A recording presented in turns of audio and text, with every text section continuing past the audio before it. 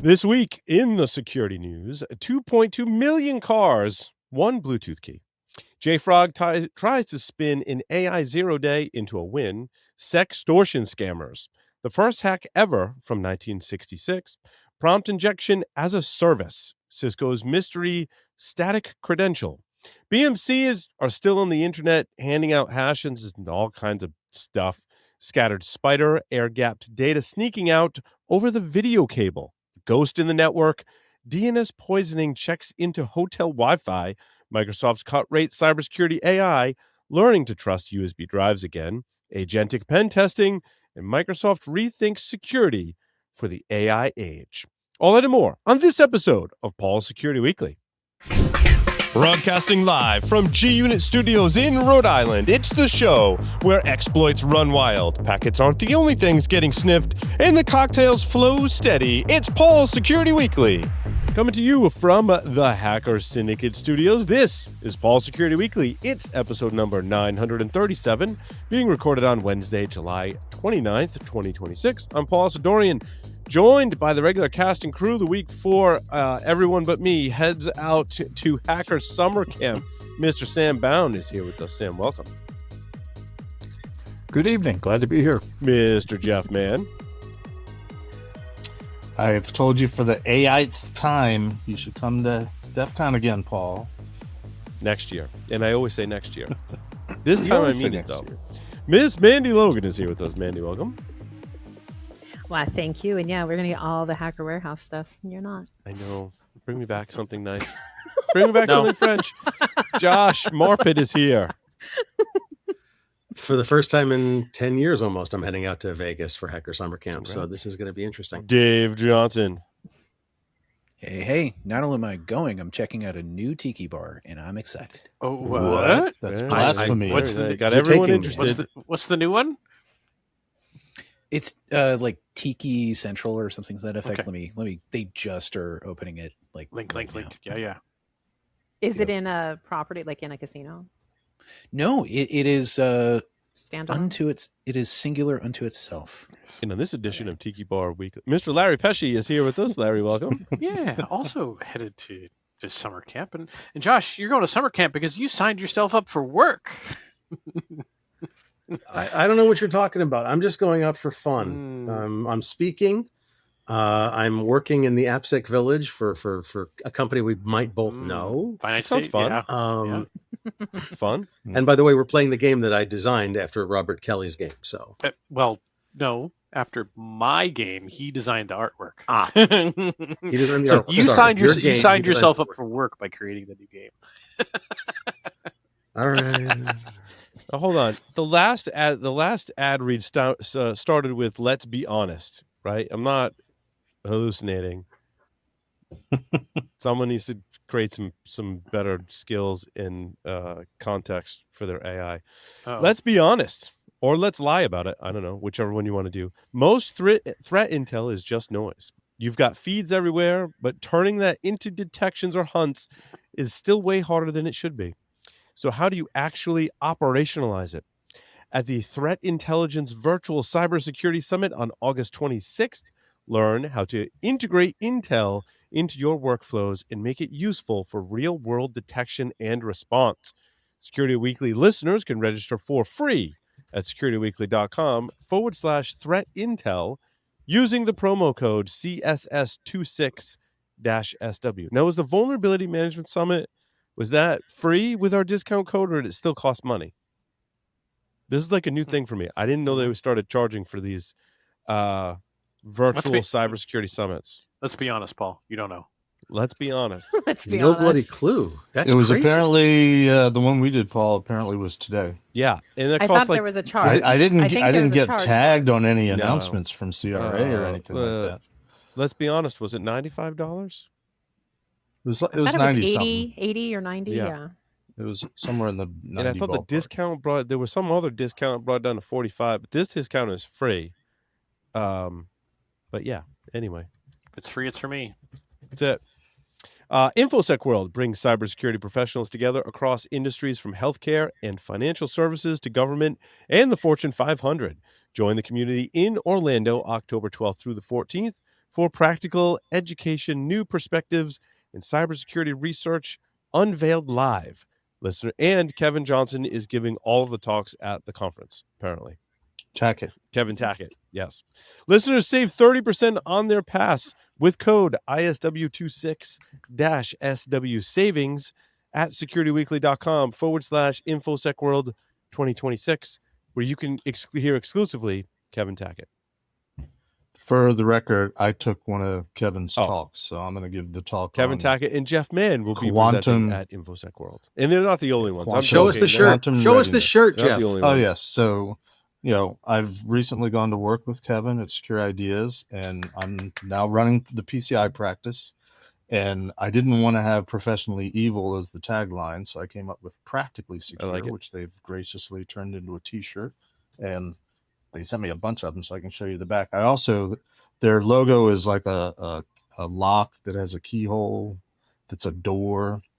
Well, anyway, I had them turn it into a yin yang symbol. Oh, I like it. Sort of Oh, that's reflecting clever. the good and the evil. Did you use AI, Nice. Jeff, to generate any of Hell Oh. no, I did not. Jeff, you're bringing me one to Vegas, right? I can make that happen. Thank you. Double X, What please. size would you like? Double X. Double X. Okay.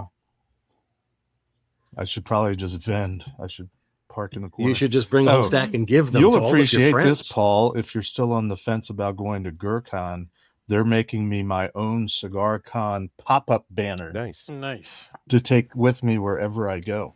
I love it. Sponsored by Secure Ideas, and we will be at the Bold Cigar Bar in Grand Rapids for GurCon. Nice. Ooh, did you know that So- CloudCon was in Grand Rapids like yesterday, the day before? I thought it was in the clouds. I did see somebody Funny posting you. about No. being in Grand Rapids for something. So It was at Yes. the baseball stadium. They had like the talks in the suites at the baseball stadium, like Mhm. yeah. It looked pretty good. No, that's Indianapolis. There Yeah. was a town that I used to walk around that had a baseball stadium that had been turned into like affordable housing or high rent apartments or something like that. I think. Oh, was that like Indianapolis. Circle City Con? Yeah. Yeah.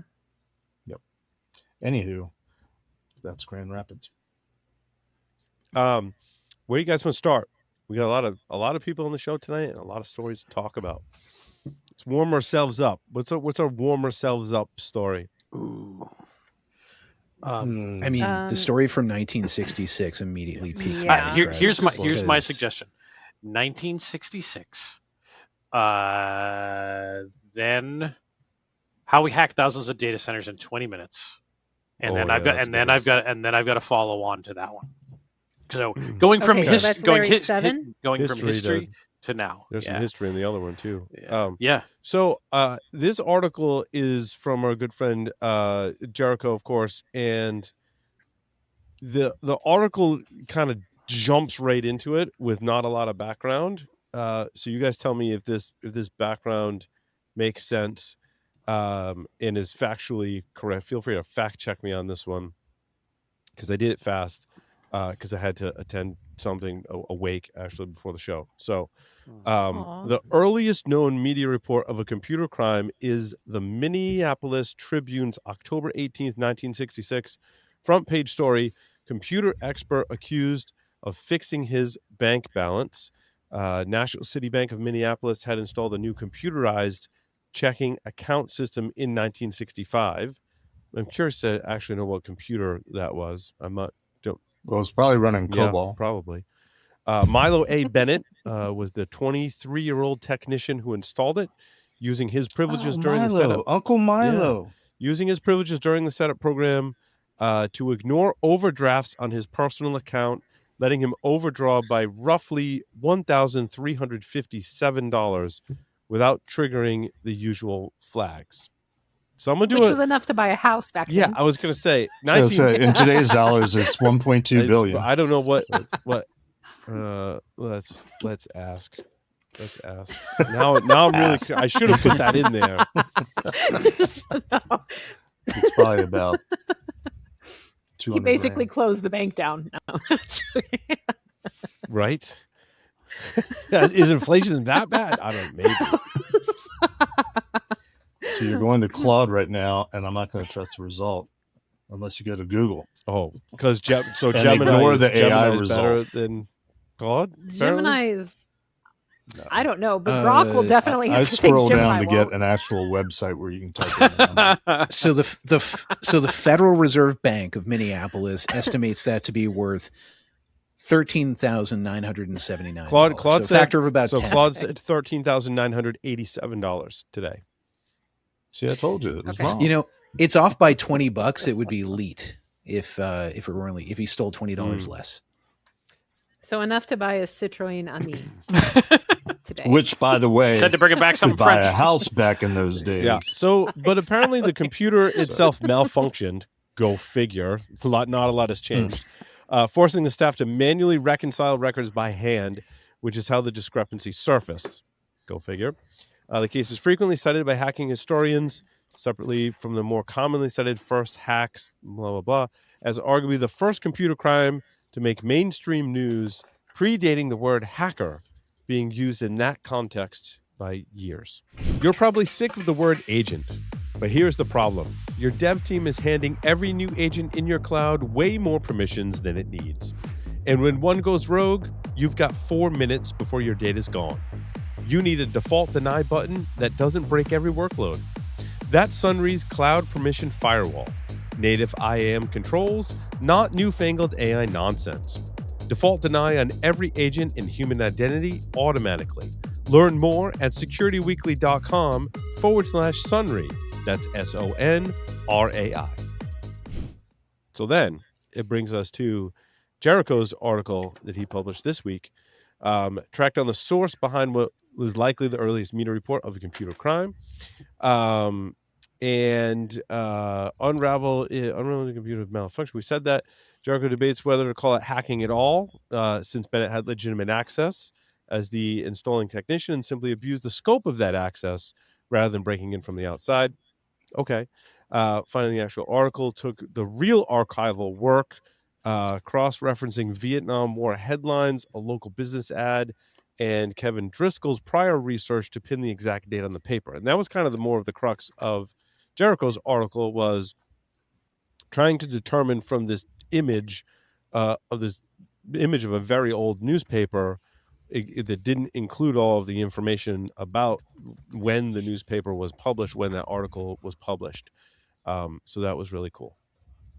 So this is really insider threat, right? Which doesn't necessarily mean it has to have even computers involved. We could probably trace. In fact, I think I've seen in presentations, right? Tracing back insider threat goes way back before we had computers. So, yeah. I mean, it actually goes back to biblical times, Paul. Yeah, I was going to say that's Sure. that's eons old. And if this guy was pre-hacker term, does that mean he was like the version of Cro-Magnon? We still have those around, though. There's a Fair. few of us. I mean, you've met Rando, right? I actually haven't. I thought you were referring to a rando person at first. No, And Rando now is I- a person. Rando. Rando is a person. Rando is Yeah. a person. Dan Yes. Akaki. Mm. He's now he was with Mandiant. Who's he He's with now? Coalfire. He keeps swapping. Now he He's is, but Coalfire. he's Coalfire. Yeah. He's a coal fire. Go fire? Mandy, we Okay. need to find Timu Rando this year. Ooh, that's true. He was there. I'm sure There he'll is be a back. Timu Rando? There's Yeah. a Timu Rando. Yeah. Yeah. Oh my God, that's so funny. yeah. I mean, Rando, and I love him. He's Yes. amazing. Danny Akaki. Yeah. He's insanely wonderful. He's adorable, and he's sweet, and he's kind, and he's a lovely guy. But the fact is, he already looks like Timu Rando. And there was actually, what's interesting? There was, after they were able to pull some of the artifacts from it, they found that the original a digitized version of it in much higher resolution that was archived. Huh. Oh, that's really cool. No kidding. And he links to it. I like in his note here about the optical character recognition too. I think that's an interesting side point. Yeah. So, if I share my screen, hold on, share, make sure it's right. I mean, if you go by his sort of questioning whether it was a hack or not, most of the hacking in the 70s and 80s, if not into the 90s, would not be considered hacking because so much of it was just features. And there it is. I mean, we consume so many articles about cybersecurity today and incidents, but here it is in 1966 in a printed newspaper, and it got not even like a full block. Like the world of pharmacy is also in that same block. For Diabetes Control Week. Yep. There you go. That's pretty cool. Up to 1 year and a $10,000 fine. Has that changed all that much since? But I mean, there were no computer laws on the books at that time, so it was probably just charged with fraud or embezzlement or something. Wire fraud and the wire. What was it? Yeah, Jeff, 1966. You were like well graduated college with a law degree by then, right? Right. And he could have visited this. What was this place they were saying was still open? Bergen-Belsen. It was pretty easy to track down. It was one of the things because from it the came article. from this. They're still in business. It's called Bissen TV and Appliance. That's crazy. Oh, cool. That's wild. I give you the benefit of the doubt. If Jeff visited back then, Jeff's parents would push him in a stroller, right? Is that 1966? No, I was walking by then. Yeah. I was 4 There years you old. Yeah, so that was pretty cool. That was a good one. Oh, and Larry, you wanted to go to... Oh, no. I want to do the 20-year-old data center one. Yes. Your last story. How we hacked thousands of data centers in minutes using a 20-year-old vulnerability. And this one came to my attention because it has to do with BMCs. We do a lot with BMCs or baseboard management controllers. And I was like, who's out there discovering new vulnerabilities or doing research into BMCs that are exposed to the internet? Eclipsium has done some of that research. Others have done some of that research and published it in the past. And I was like, I didn't hear anything. I mean, how we all have our specialties and pay close attention to certain things, sometimes through the grapevine. Like, I haven't heard anything about any new BMC stuff that I can talk about publicly. But then I started reading the article, and it said that they identified 36,872 internet-exposed server management interfaces running IPMI. I'm like, well, that's interesting in and of itself. As what was the UDP port? Was it 623? Is that IPMI? 623. Yeah, 623. Like a lot of when myself and Vlad, my coworker, looked at what was exposed to the internet for BMCs, we were largely looking at web management interfaces, not UDP. And I'm like, that. I was thinking about it in the car today. I'm like, that actually kind of makes sense because I think we spend a lot more time or showed in a lot of those tools are focused more on finding exposed web interfaces, not necessarily scanning the internet for UDP ports because that's slower, takes more time, effort, and curation, if you will. So it's more likely that we have this large number because 36,000 is a lot. And when we counted BMC web interfaces, there was a couple thousand, I think it was in the thousands or less. But people may not know that the UDP port's still listening and exposed to the internet because it's not widely reported or talked about. They also said that 24,650 disclosed password-derived authentication hashes before login because of 2013 CVE 2013 4786, which essentially is the RACP protocol, RMCP plus authenticated key exchange protocol, which essentially returns some piece of cryptographic data. I don't pretend to remember how it works exactly. I think it's the HMAC. Yeah, they get the HMAC from the RACP message, and from that you can derive the password if you know how to crack it. And so that's just part of the protocol, which I thought was the most interesting part about this story, is not that we have this vulnerability. I actually think Dan Farmer discovered this vulnerability in 2012.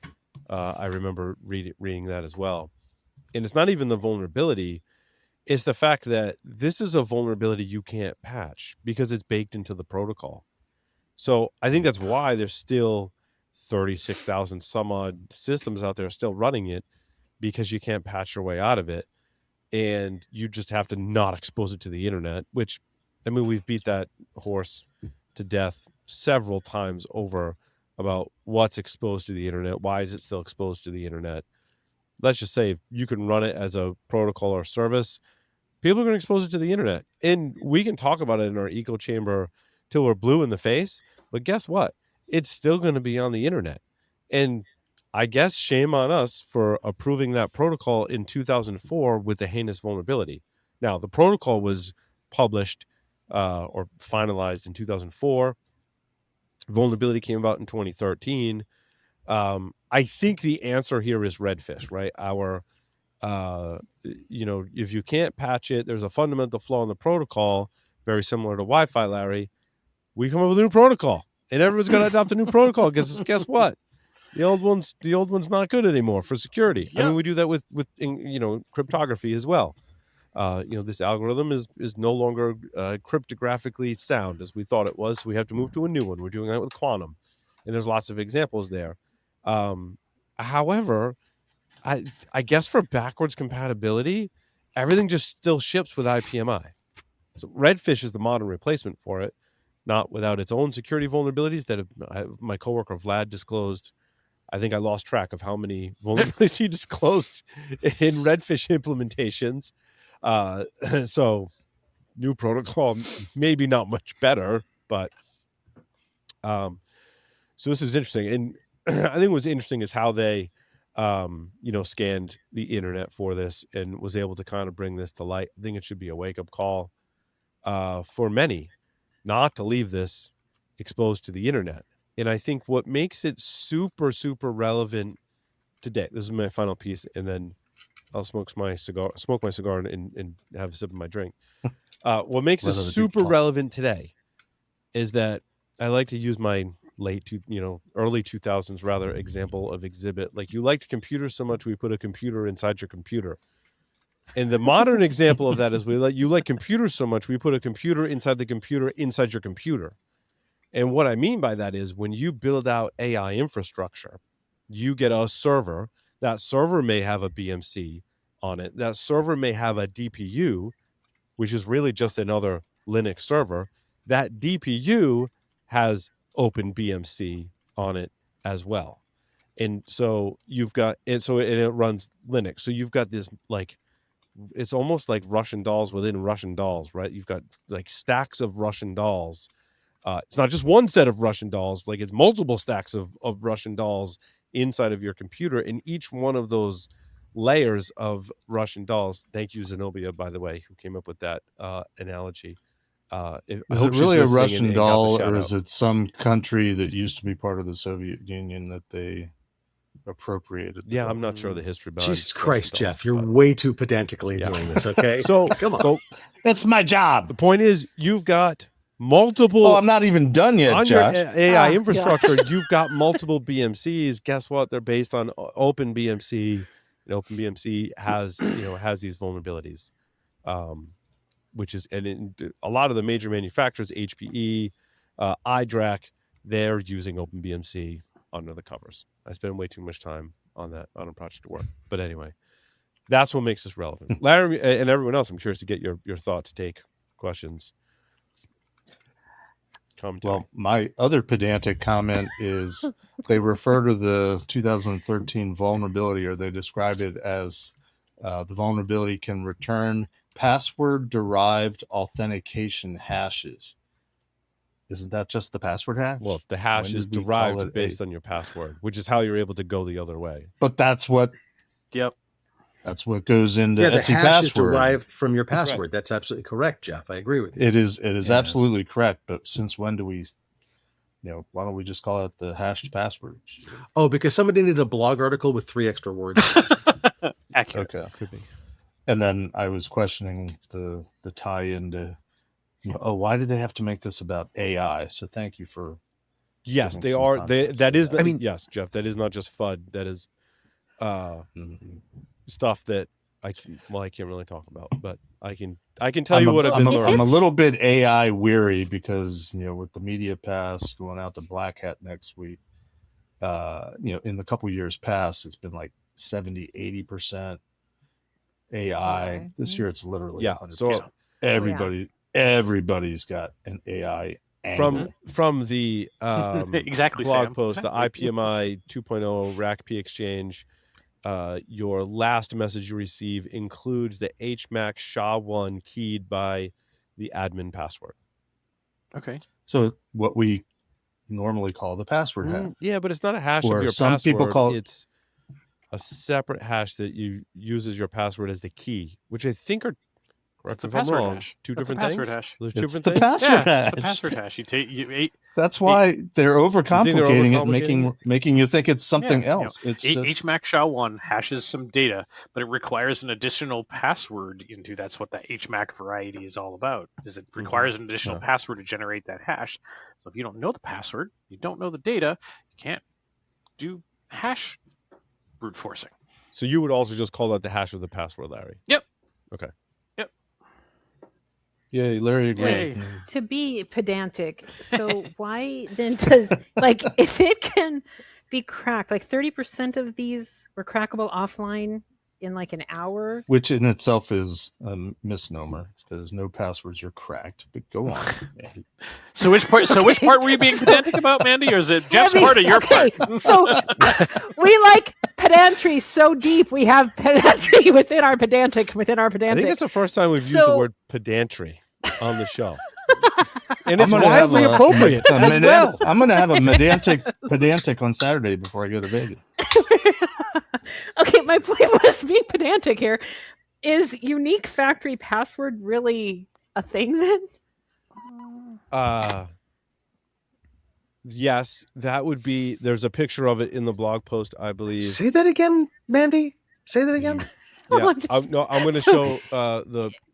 Why? What is going on? Why does Mandy, we're you're all making asking my the head same hurt. thing, Paul? No. What's going on? Good. No, yeah. Okay. No, hold on. You don't need to see my Claude desktop In session. fact, sometimes I scream it from the top of my lungs. So hold on, wait. Say that. Pedantic. What were you know were what's asking going something, on. and I think I have your answer.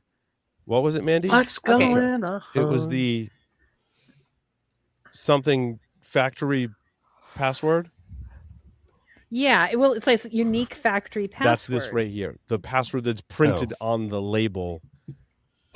When it comes from the factory, this is your what we would call the default password. The but default people never password, change it because it's already written down for you. But it's not admin. It's not admin one. It's not. Yeah, it's not default. So it's not the same for every instance of ILO. It's the randomly generated password that they actually print on the label on the server that ships to you. So have they started actually randomly generating those in some circumstances? I know my next password is going to be F5V65D26. Nobody will ever think of that. It's the same one that's in my luggage, Jeff. Historically, those have been derived from serial numbers or something to that effect. Wi-Fi had the MAC same addresses and so on and so forth. Any kind of pseudo random password generator, in my experience, really sucks. Oh, but it also, but to your point, Dave, and they're better than the alternative. Related to Dave's point, HP ILO, it says in the article, uses a different factory password format, 8 characters made up of uppercase letters and digits, giving a key space of approximately 2.8 trillion combination. This is roughly 50 times smaller than Supermicro's key space. So there were some patterns as to how they derived these passwords that can significantly decrease your key space to make I'll say brute force guessing to make Jeff happier. Maybe. Yeah. I wouldn't say happy. Okay, they're not cracked. No. Happier. No, when you're at curmudgeon level, like, yes. That's, if you decurmudgeonize, I don't. It's not happy. It just it doesn't automatically default to happy. It's just slightly happier than curmudgeon. Right. Josh, I will send you a password-derived authentication hash of my password and let you try to crack it. How's that? In fact, I'll bring it with me to Vegas and I'll turn it over to if they're. And they did find a ransom. They did find a ransom note on an exposed BMC interface, which I had not seen before, which is interesting. I'm curious. Which was waiting for the admin for the next time they log in, but they haven't logged in. But if I were to put my evil hat on, I would do very bad things to that server that would garner someone's attention enough where they were forced to log into the ILO interface and see my ransom note. They're working on Such as that. I would. Did anybody else hear that in Paul's voice? I would do such bad things to that I would do server. bad things. There would be no And I feel like, drives to if he speak put of. They're on- like, where are all my drives? I'm like, oh, I deleted them until you give me some ransomware money. They're just gone. I can just see Paul slapping the server and going, "Nice ass," like. Bad server. You're mine now. No, and I feel like if he put on his sandwich eating hat, he would do bad things to a sandwich. I do love sandwiches. Left field, it's Mendy time. I just had so many mental images of Paul's sandwich eating hat. And I do. I wasn't thinking about him I eating love the sandwich, sandwiches so Larry. much. I need a sandwich eating hat. Okay. You need a sandwich, but it would be the evil sandwich eating hat. Then the nasty things. You know do what's the funny sandwich. though? That's a problem. One of Evil my hat friends isn't for sandwich I eating. actually. So next week, all of us are going to eat sandwiches. You know what's funny? in Now Vegas we're way without off the you, rails, so I Paul. might as well just go there and tell We us. are. Well, now I need to share a now I have picture to share. from Now I have to Timball. share that I joined a sandwich lovers group on Facebook and saw one of my friends had joined the same group. I was like, dude, you love sandwiches. I love sandwiches too. We should go get a sandwich. and I'd ask Paul to show us his sandwich eating pants, but they don't exist. No, I never wear pants when you eat sandwiches. Do you like sandwiches as much as I do? The sandwich Wait. put the mayo on its skin or it Whoever's gets the hose listening, again. The promo to listen to this show should be the past about 60 to 90 seconds of content. Because Wait, it was Paul, awesome. I need to send you a picture. I need to send you Paul. a picture that you can share. So where can I send it through Signal or where can you share? However you want to. Okay. Paul, Hellman's or Miracle Oh, Whip, hell, baby? all day long. None of that miracle crap. Yes. Oh no. It's not or, it's both. I grew up on Miracle Choose. Whip, but my mom called it mayonnaise. Back to Which is why I have issues, Kewpie trust mayonnaise. issues. Kewpie's I've got some Maybe, Dukes. maybe Dukes and instead of my Kewpie are Russian amazing. doll analogy, I should use sandwiches. Like you like sandwiches so much that I put multiple sandwiches with different layers Sandwich inside within your your server. sandwich. There's Like I heard sandwiches. you like sandwiches, so I put a sandwich inside the your sandwich. Yeah, it'd be and like a sandwich. double decker. Now I'm Yeah. hungry. So, anything else on the BMC front? I don't know. I'm still working this analogy, trying to figure out exactly what kind of ham tastes most like PCI, and whether Jeff would have that on a sandwich or not. It's definitely not Pastrami. prosciutto. It is not prosciutto. We know No, that. fuck you, Jeff. It's not PCI is not pastrami. PCI is like dry turkey on white toast. Okay. no mayo. No, All right. So it's it not. can have mayo. It can have mayo. Yeah. So okay. here we go. It Here- can't have No, So here we black go. pepper. it's- So there it's is pickle there is loaf. interesting. There is a paper from August 22nd, 2013, IPMI Freight Train to Hell, authored by Dan Farmer, which still exists on the internet. Which he needs to fix his SSL certificate, but I'm sure it's he's got better things to do than fix old websites. Hey, good news. The Russian dolls are really Russian dolls. And Jeff is stuck on Russian dolls. I mean, anything is a Russian doll if you try hard enough. So sorry, Larry. Did you have Everything's stacked. comments, questions, or insights into the story? You wanted to did- cover because it segues into one of your stories. Which is fine I too. wanted to cover it because one, it was pretty darn cool, and the big one that caught me was like, this week seems to have been like the 20-year-old vulnerability week, right? because It's almost my every s- week now. you know, It was a big year for 2006. yeah, we were big in 2006, big in Japan, because my story number 8 is some vulnerability research that got released, and this is the full write-up. We'll talk a little- Really good-looking researcher did this one too. Just Wow, you gotta eat my word. I bet he has a sandwich eating hat. I don't know. Probably. But not No, pants. no, it wasn't Paul. It A wasn't Paul. moo He has a sandwich eating moo Yeah, I think just like Homer. Sad that- Or is it a kilt no, it's at probably that Moo Moo. point? Probably. No, that's too fancy But for him. so yeah, the number 8, the Wansview IoT camera flaw. We tied to some supply chain risks, and this was the vulnerability that I kind of been teasing a whole bunch of you about over a number of weeks, and that will be part of my a small part of my talk at the IoT Village at DEF CON. I love this though. 12:30 Anytime on Friday. any one of you kind of gets quiet, I can tell that you're busy. Like I just have a spidey sense. I'm like, they're probably working on something good, right? Like it's a new vulnerability, it's a new job, it's something good. Something good is going to come from it. So, or you're in prison. It could go either way. Yeah. Thankfully, I don't think anyone's had to go to prison. So this is a 20-year-old problem. We found a vulnerability that we thought was unique because the host header for the server header for the web server that was returned was one we had never seen before. And turns out with a little bit more analysis, it was in fact actually JDB HTTPD, which was released in 1999 and was last updated in 2006. And that was still on the IoT camera? Wansview implemented it. We bought this camera in early 2026, January 2026. And it was modern. The company exists and they push updates. Like they are currently in, So they were using 20-year-old web server. Also like props to them for developing firmware and maintaining a 20-year-old binary on there. That's kind of impressive. No. So it wasn't a 20-year-old binary. They compiled it from source because the source lives on GitHub. Or put to GitHub at some point. Even still, maintaining 20-year-old code. I would say archived to GitHub. Yeah, archived. Yeah. How long's been GitHub? Yeah, exactly. Now, and Paul, you say, maintain the code. This code for this web server was something along the lines of, 300 to 400 lines of code. It was a student who wrote this as part of like their grad program type of deal to be a super lightweight web server. And that's what they needed, was a super lightweight web server. So they found the lightest one that they could. And it had absolutely no security protections in it whatsoever.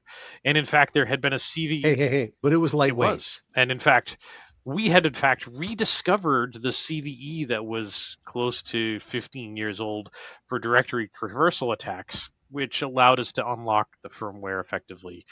And one of the things that we did as part of this, not really knowing, because we hadn't found that there was a CVE for it, we grabbed the web server binary and started fuzzing it and throwing packets at it. And we found that there were 2 denial of service conditions in this web server binary. Oh, wait, is this tiny HDPD? Yeah, I see it. Yep. 11 years ago. Yep. Yeah. Wow. Yep. So not only did we effectively rediscover the CVE, we found 2 denial of service conditions in that web server. So we went through vulnerability disclosure process, all of that type of stuff. Talked about all the things that we found. And it was very interesting because when we offered to share technical details that we had found issues with the web server and a few other things, they basically said, yeah, no, we don't need to see the technical details. This is how we're going to fix it. Like, that means they already knew. In my opinion, that means they already knew. Yeah. And yeah, the part that became starting to be even more scary when we talk about this 20-year-old web server, that we purchased this camera and it came through with a label on it from a company called Wansview. Turns out when we reached out to Wansview, they were clueless. We did a little bit more research and found out that Wansview was actually just a reseller, a white box consumer from a company called AJ Cloud. And so when we reached out to AJ Cloud, that's when we actually started to get some traction. Were these Chinese-based companies? You bet they were. Yeah. You bet they were. That's kind of the MO. I mean, I don't like to stereotype. I'm not being racist or stereotype, but like when you said those names, I was like, that just sounds like Chinese-based companies that would typically make this gear and just reuse. What I've discovered as a trend is a lot of these Chinese companies will just take like whatever hardware, like whatever software, get it working once, and like, hey, that's what we ship. Yep. And we just Ship keep it to shipping everybody. it, and we Yep. because they want to sell it for the lowest price possible. Once we get it working, Never we seen just that ship it. before. And then Yeah, if it, yeah, you know, you want if a different we get silk something screen- new, we do yeah. the same thing. We don't Oh. update the old one. Then we just start shipping something newer. It doesn't mean it has new firmware or hardware. It's just a different model. Yeah. So I will I'll clue you into a little tease of the presentation. It's about using AI for doing IoT pen testing. It's how we discovered the vulnerabilities and discovered the issues and got our denial of service stuff. But as Josh knows, my task basically this week has been making sure my DEF CON presentation is polished, done, ready. And the last thing to do today was record the demo of the AI stuff that we were using, actually doing stuff. And I went to go pull it and set it up on the desk yesterday and record the demo. And I realized I can't record the demo because the camera that I have, when they fixed the problem, Wansview did an over-the-air push of the fixed firmware to my device, and I validated that it was fixed. So the vulnerabilities no longer exist in the Wansview camera that I have, and I wasn't going to be able to get a new one in time to reproduce it. Oh, and a lot of times it's difficult Dang. or next to impossible to back rev the firmware. Yeah. And effectively, the user cannot either back rev or do any of the firmware because it's all basically monitored through the app on your phone. Yep. And the app on my phone didn't even need to be active for them to push it to it. It was just a push, and there's no ability to do it. Even if you flash it, even if you use hardware to flash it, Yep. Where my mind goes is if the firmware update changed NVRAM variables and you didn't save your NVRAM variables before you upgraded, bad things can happen like a brick device. Yep. So I figured, well, that's fine. Like it's really about showing how we did the process with AI and how we built that thing out so that people can learn about how to build. But Larry, you should know better. When you're researching a device, have more than one. Yeah, and that was the problem is I did, and I shared them with members of my team because it was a team-based exercise, and one's in Chicago, and one the person is no longer at the company, and so so I said it's fine, I'm building a little lab here to basically do that multiple times, and I'm like, I've got devices in the lab, I'll just plug one of these things in, and I'll just record that session. Guess who's doing more vulnerability disclosures? Right. Yeah, I started it on this new device to record the demo. I went and reheated my lunch, sat down, ate my lunch, went back. I had 1 critical, 3 highs, 2 mediums. Did you have a sandwich for lunch? I did not. I had leftover spaghetti. So okay, just checking. So he had pants on. There was pants. The critical authentication bypass. Oh, always full access to everything. So it's going to be a fun talk. That's awesome. Sam, I wanted to go to you because when I did the intro to the show earlier, because I had a thing to go to, your stories were not in. And I know you love to put AI stories in, and I'm glad you do, because I think it's important. It speaks to a lot of what's happening in cybersecurity and hacking in the community today. But I want to follow up something from last week, get your thoughts and opinions on something. We talked about Cisco Antares model. Turns out if you register, you just had to fill out a form on Hugging Face, and you can download the Antares 1 billion model. And yeah, I haven't done it though. So I did it. And then, so what was interesting was because I'm lazy, so I had an Opus 5 session, right? Anthropic Claude Opus 5. And I was asking him, hey, how do I install Antares? Because I have a separate system with a 3090 in it, so nothing crazy, but it's got 3090 in it. So, and I put some local models on there. But I'm I want to try out this new one. And it has, thanks to Larry, I do this a lot. I rely on other people who have done projects, and I just incorporate them, and it saves me a lot of work. Larry's got the MCP server that does persistent SSH. So my Claude session has persistent SSH to the system and knows everything about it in the memories and the context. I'm so if we really go to that system and put the model on, what would it, and it knows the hardware, it analyzed the model. It's hey, hey, I can install this for you. Like, here's what it's going to look like. I'm like, fine. Create me a plan, walk me through it. It gets everything installed. And then I was like, well, I want to test it. So I'm like, well, go to that server. I'm like, get clone my Fettel project, run Antares against it, which apparently is tuned to find like previously known vulnerabilities against your code repository. I'm like, go run it and like give me the results. Like, I want to test it out.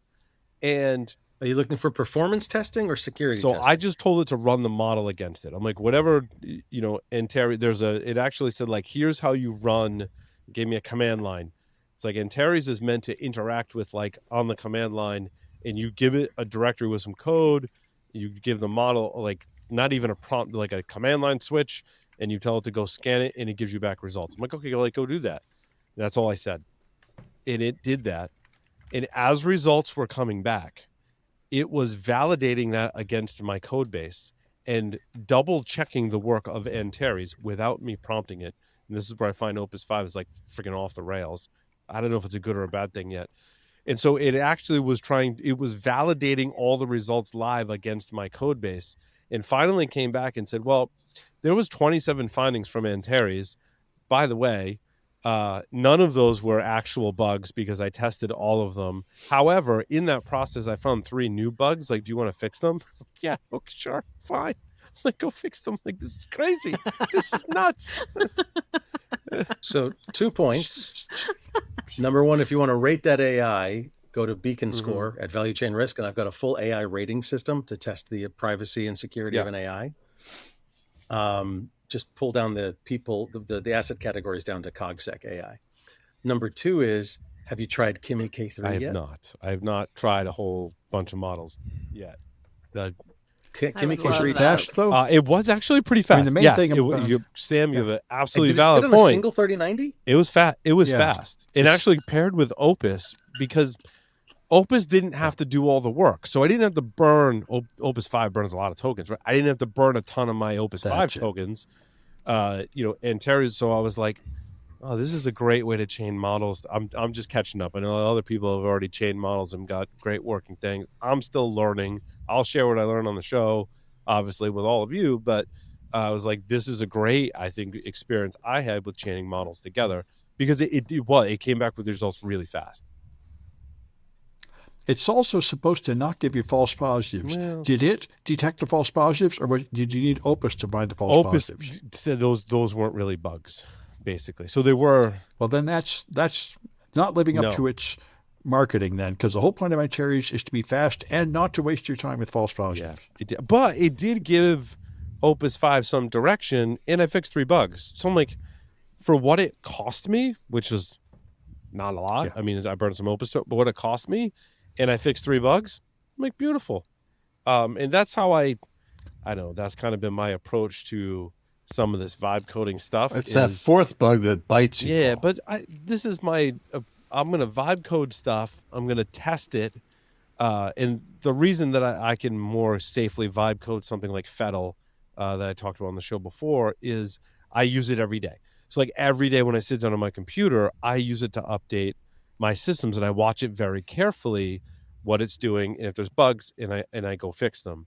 I also, anytime I can get a new model or can carve out some time, and I did this, I told you with Fable as well, like go find some bugs, right? And then it goes, yeah, I found some bugs. I'm like, all right, go fix them. So I'm just constantly kind of iterating between vibe coding it and testing it and running it against models to flesh out bugs. Nice. Yeah, Dude, well, seriously nice. It sounds useful, but not living up to its hype. But that's actually takes me to a story I'd like to mention, number 2, because I told all my friends we're going to have hacking like we had it in 2011. Remember, in 2011 and 2012, Anonymous and LulzSec and Anti-Sec were just hacking everything, dumping out military passwords. There were some stellar years, like there was one for firmware. I forget, was it 2015? Was like a stellar one for like UEFI and firmware. When I did when I first started Eclipsing 4 years ago, I was like, that was a stellar year. And you're right, Sam. 2011, 2012, 2013 timeframe. Like there have been some stellar years for vulnerabilities. Yeah, they were just dumping credit card numbers Yep. and everything all over the place. And I thought all that was going to happen because of AI, and it totally did not happen. What happened is we have a ridiculous number of patches, but there aren't an unusual number of high-value exploits. And that's what these guys pointed out. They said, it turns out that the AI-assisted vulnerability discovery has not been as big a deal as we thought it would be. Yeah, and it's like everything else. That's been my experience too. I've been using AI to write a lot of code and using AI to evaluate that code. I've used AI in my own vulnerability research, and it often doesn't find that like really super critical thing. It does find stuff, and that stuff should be fixed, but it doesn't find that super critical thing, which is interesting. Yeah, it doesn't seem to finish the exploit development too well. They say it's only like 1.5% of vulns that end up known to be exploited by criminals, the same as it was before AI. Yeah, because there is not a flood of hacking coming out of the AI-generated hack. We were all scared, sort of like Y2K. We were all scared for something that didn't really happen. I mean, also, one could play devil's advocate and say that when someone with not the best intentions finds a critical vulnerability, that they don't disclose it. They try and use it as stealthily as possible for as long as they can to benefit from it and not necessarily disclose it. And there still to this day could be flaws like that, that share those characteristics that we just don't know about. Although I think we have gotten better at defense in the respect of noticing that. Right. When I see the threat reports or vulnerability reports, they're like, well, we discovered this vulnerability because big company, someone, Cisco, one of Cisco's customers opened an attack case. They did an investigation and went, wow, that's a new vulnerability we haven't seen before. So we do observe those, maybe not as best as we can, but we do have some visibility into them. Well, I hesitate to make this outrageous suggestion, but it's possible that the giant security community is actually effectively patching shit. Yeah, I don't know if that's... and fixing problems enough that we're actually getting ahead of the bad guys. I think it varies greatly by industry, by vertical, by what kind of, how mature your security program is. Budget. It varies I by agree, budget. Jeff. Budget, 100%. So... Yeah. We talked to a CISO on this show a couple of years ago, and they were like, we're making technology decisions based on security. So again, that's one data point. I have heard similar commentary from security leaders that, like, you know what? That technology is just, it's going to be prone, in Avanti is the shining example, and we got insights into that in an article like we covered a while back, right? And they're like, we're just not going to run XYZ technology, and guess what? That decision in and of itself reduces our attack surface. And so and I will say, later versions of firmware for network edge devices is better, right? And I think there is a percentage like that, more security mature organizations that do get to those later versions, and you're just gonna have a better time with security. Fortably is a great example. Had you kept up with updates, you wouldn't have been storing SHA-256 hashes anymore. You would have been storing them more securely. And if you had kept your systems in good order, you would have gotten rid of all the old hashes on there. I guess that was some of the... Are you implying if you did the basics or fundamentals that we've been talking about? I think that's what, it's interesting. I love the name Fettle for my tool because it speaks to... keeping things in good fettle. So keeping things in good working order. I've said this in many various ways on the show over the years, that keeping your systems in good order has the byproduct of being more resilient and less vulnerable and have less security exposures if you keep your systems in good order. And that's every week I carve out time to work on Fettle with that in mind. Right? I'm not building a vulnerability scanner. I'm building a tool that goes, like, what are all the conditions on my system that I should be aware of that I might need to take an action to keep it in good order? Because I feel if you do that on a continuous basis and keep up with it, when that next vulnerability, when that next attack technique comes out, you might be not vulnerable to that because you've kept your systems in good order. How is that different, Paul, from following a hardening standard, best practices, configuration? I think it's in line. I think it's in line, Jeff. Yeah, I think it depends on the quality of that standard, baseline, or guideline, or whatever you want to call it, right? It depends on the quality of that and whether or not it's kept up to date, right? Well, my concern about the use of standards and benchmarks and things like that is they assume that the consumer knows what they have and knows what their business is and knows what's important and what's not.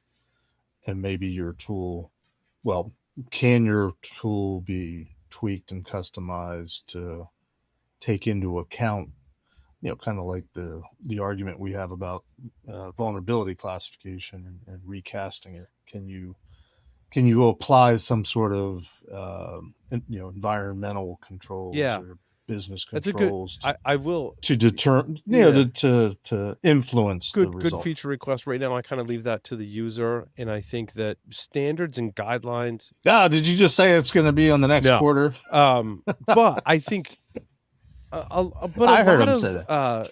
Standards. That was a commitment. Standards and guidelines and policies are based on what's happened in the past. In other words, hey, we got hacked this way, so therefore we need to configure our systems this way. And moving forward, we just need to check for that configuration. And the recent feature that I added to Fettle, I think, is a step in the right direction to get out in front of things. And that is when you run a system update or run this particular feature in Fettle called Advisory Check, it looks at your Linux distribution and two things: what hasn't been patched, they're just not patching at all, or what they have patches for but they haven't rolled out. So when I ran it against one of my Manjaro systems, it told me like, hey, there's a pending fix for Grub vulnerabilities from 2022 that you don't have, that never were applied. It also tells me like, hey, this one's coming, but it's not yet available for your Linux distribution, which gives me as the administrator the ability to go, well, if that vulnerability is in a package that I can safely remove, that I don't need, I'm just going to go ahead and remove it, even though I don't have a patch for it, but I can reduce my attack surface today just with that piece of information. So that's what I'm not trying to build a product. It's MIT licensed, it's open source, right? I just want to enable us to make better decisions that allow us to keep our systems in better working order. I think there's also something to be said for a nuance of reducing the attack surface, which, that's a real thing. Or, in the PCI world, when merchants after 15 years figured out, we don't really need to store the credit card number in our databases, all of a sudden there wasn't something there to steal anymore. But I think there's also an element of sort of the usual suspects that the bad guys are usually successful at using to break in and compromise and breach. And, they're not really targeting you. They're just looking for targets of opportunity that have that vulnerability. And if you don't have that, they'll move on more likely than, look for something else that might still be there in your environment, but it's a little bit more esoteric. It's a little bit harder to exploit. It takes more work, frankly. I think you also have to go ahead, Dave. You also have to know that that's even an option. So I can't remember if I read it in an article that's here when I was skimming through, but they were talking about how there are some threat actors who are creating a service to basically give you the ability to do AI prompt injection, bypassing email. I think many of us had that story, Dave, that you mentioned it. So the fact that somebody's making money by doing something that, if you understood the concept, you could probably do in about 3 minutes. I actually did a proof of concept with an email security tool about a month or two ago and did exactly that. I was like, hey, what's the old school way of bypassing existing security? it's, obfuscating in this manner and embedding and then having the AI read it, and that'll do prompt injection.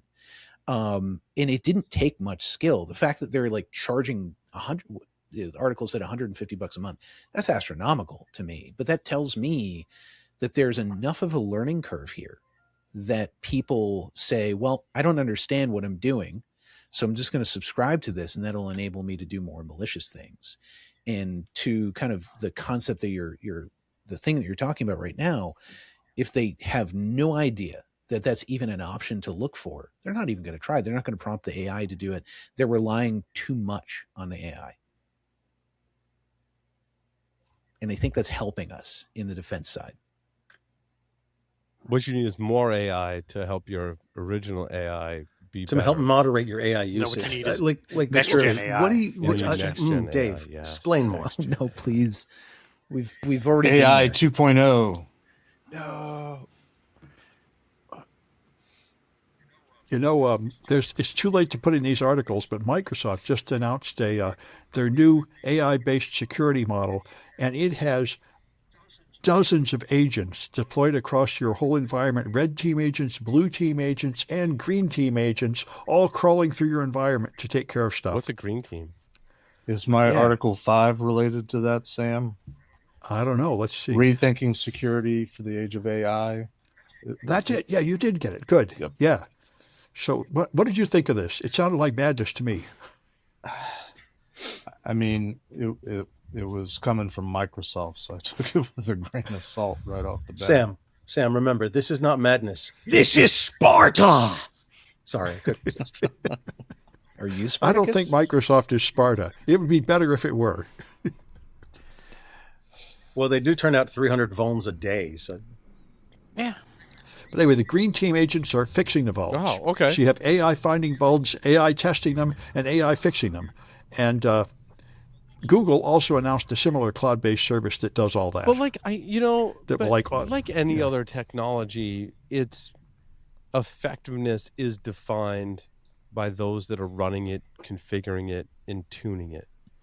And we've had automation tools like Ansible. You just go back in your careers and think about ways you've used. Like we had tools on Unix systems that could help us automate tasks across all of our systems. And yeah, if you didn't put much effort into it, things would probably go sideways. In fact, they did. But if you put effort into it and did careful planning and testing, those tools could help you scale out your defenses, could help you scale out. I'm trying to think of there was like a tool, like one of my earliest examples is a tool written in Perl for Solaris Unix systems in the early 2000s that could let you kind of automate changes across a fleet of Unix systems. And we're always, like I was told as soon as I started in the department, like use this with care, because while you can scale a really high quality fix, you can also scale a really crappy fix that would break all of our systems in one fell swoop. AI is just the modern manifestation of that. And if you lazy prompt your way through that, you're going to end up with garbage in, garbage out, right? So in this case, the garbage is not giving it enough context and instruction, therefore allowing it to hallucinate and make decisions on its own.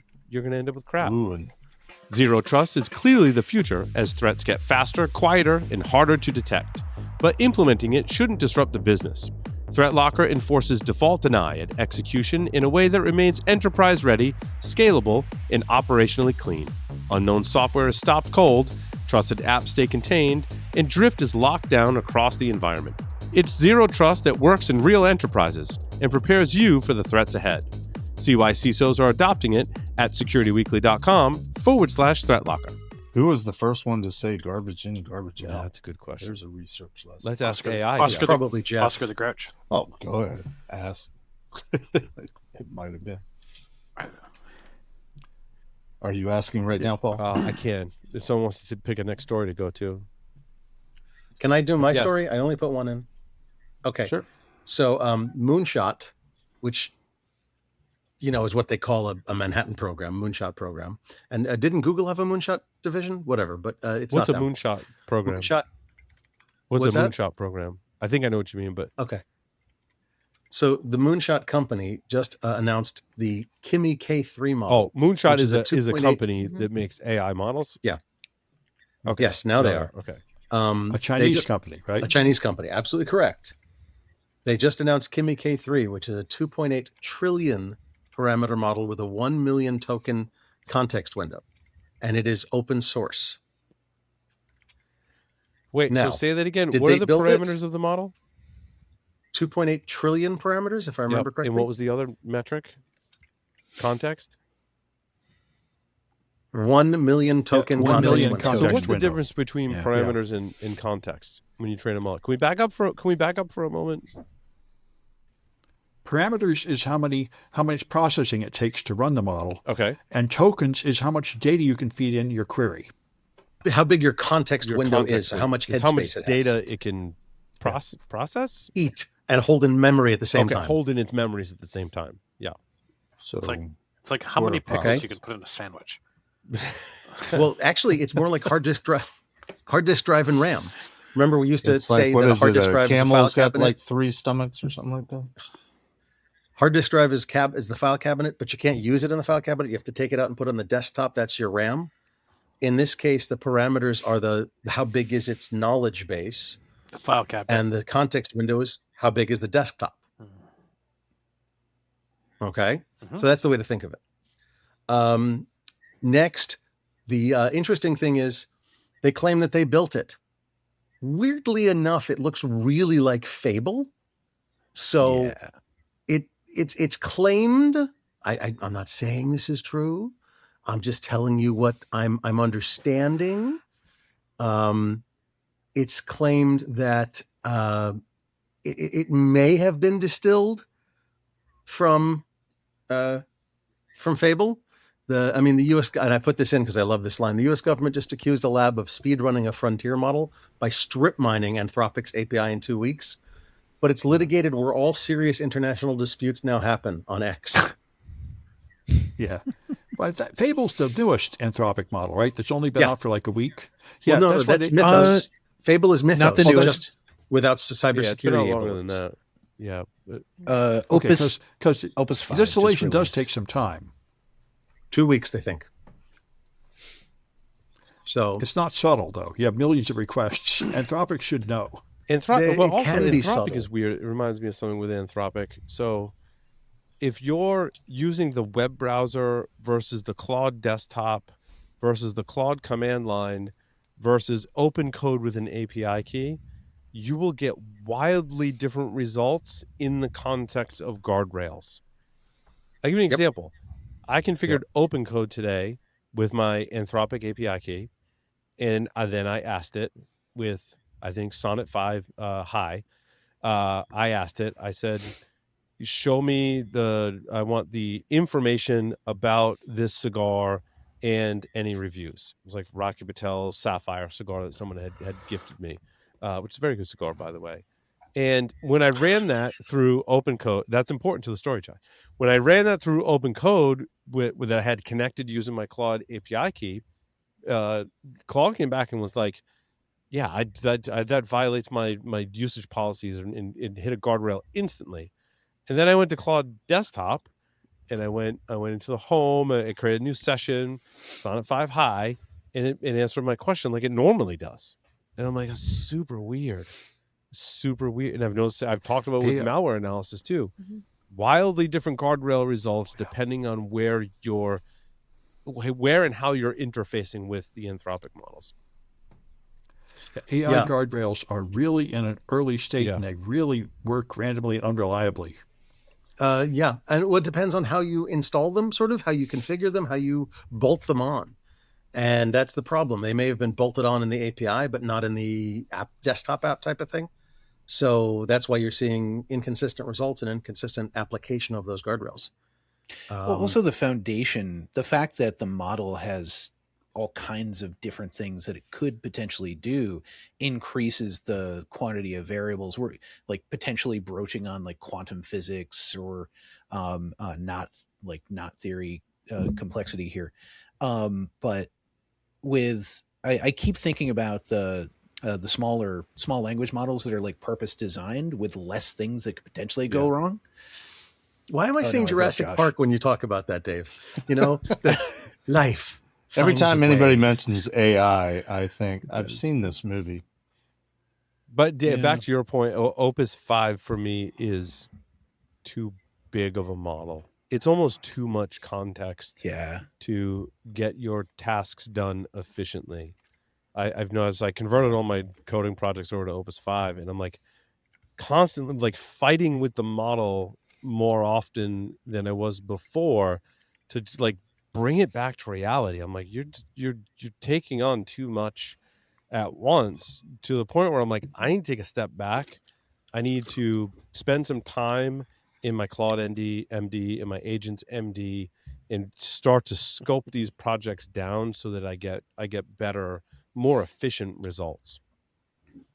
Yeah, I built a skill for that just like identifies the most appropriate model for the task. If it's a multi-step task, it gives me an output and it tells me the effort level to choose based on optimal methodology. And that's been working pretty well. Opus 5 high. Maybe I should adjust my effort as well. Maybe, but it could also. Well, should I make it faster or smarter? That's the, like, it's. These are engineering decisions that I never dreamed when I first started learning computer science that I would be forced to make. Ask the AI what you should do. It would just tell me whatever is going to burn the most tokens so they make more money, which is an incentives thing that I don't know how real. Then do the opposite. Mm-hmm. Have you tried running this Kimi K3, Josh? It's going to be huge. I think he's frozen. Josh froze. He's running it right now. You can hear me? Yes. I'm actually downloading it now. We can tell. Okay, maybe pause that until after the show because the video's freezing. Jeez. That explains it. I'm downloading it now. I heard that more than onto half, my family research server. Yeah, I heard more than half of American companies are now using the open Chinese models to save money on tokens. And I think there's going to be a lot more of that because the token price keeps going up and those Chinese models have such an appealing low price. Well, this model is casino buffet licensed. Are they selling tokens at Walmart? No, it's free up to like when you're making $20 million on it, and then it's call Beijing. So it's casino buffet. It's you know, it's a set price until you're there for 6 hours. Then you better talk to the manager.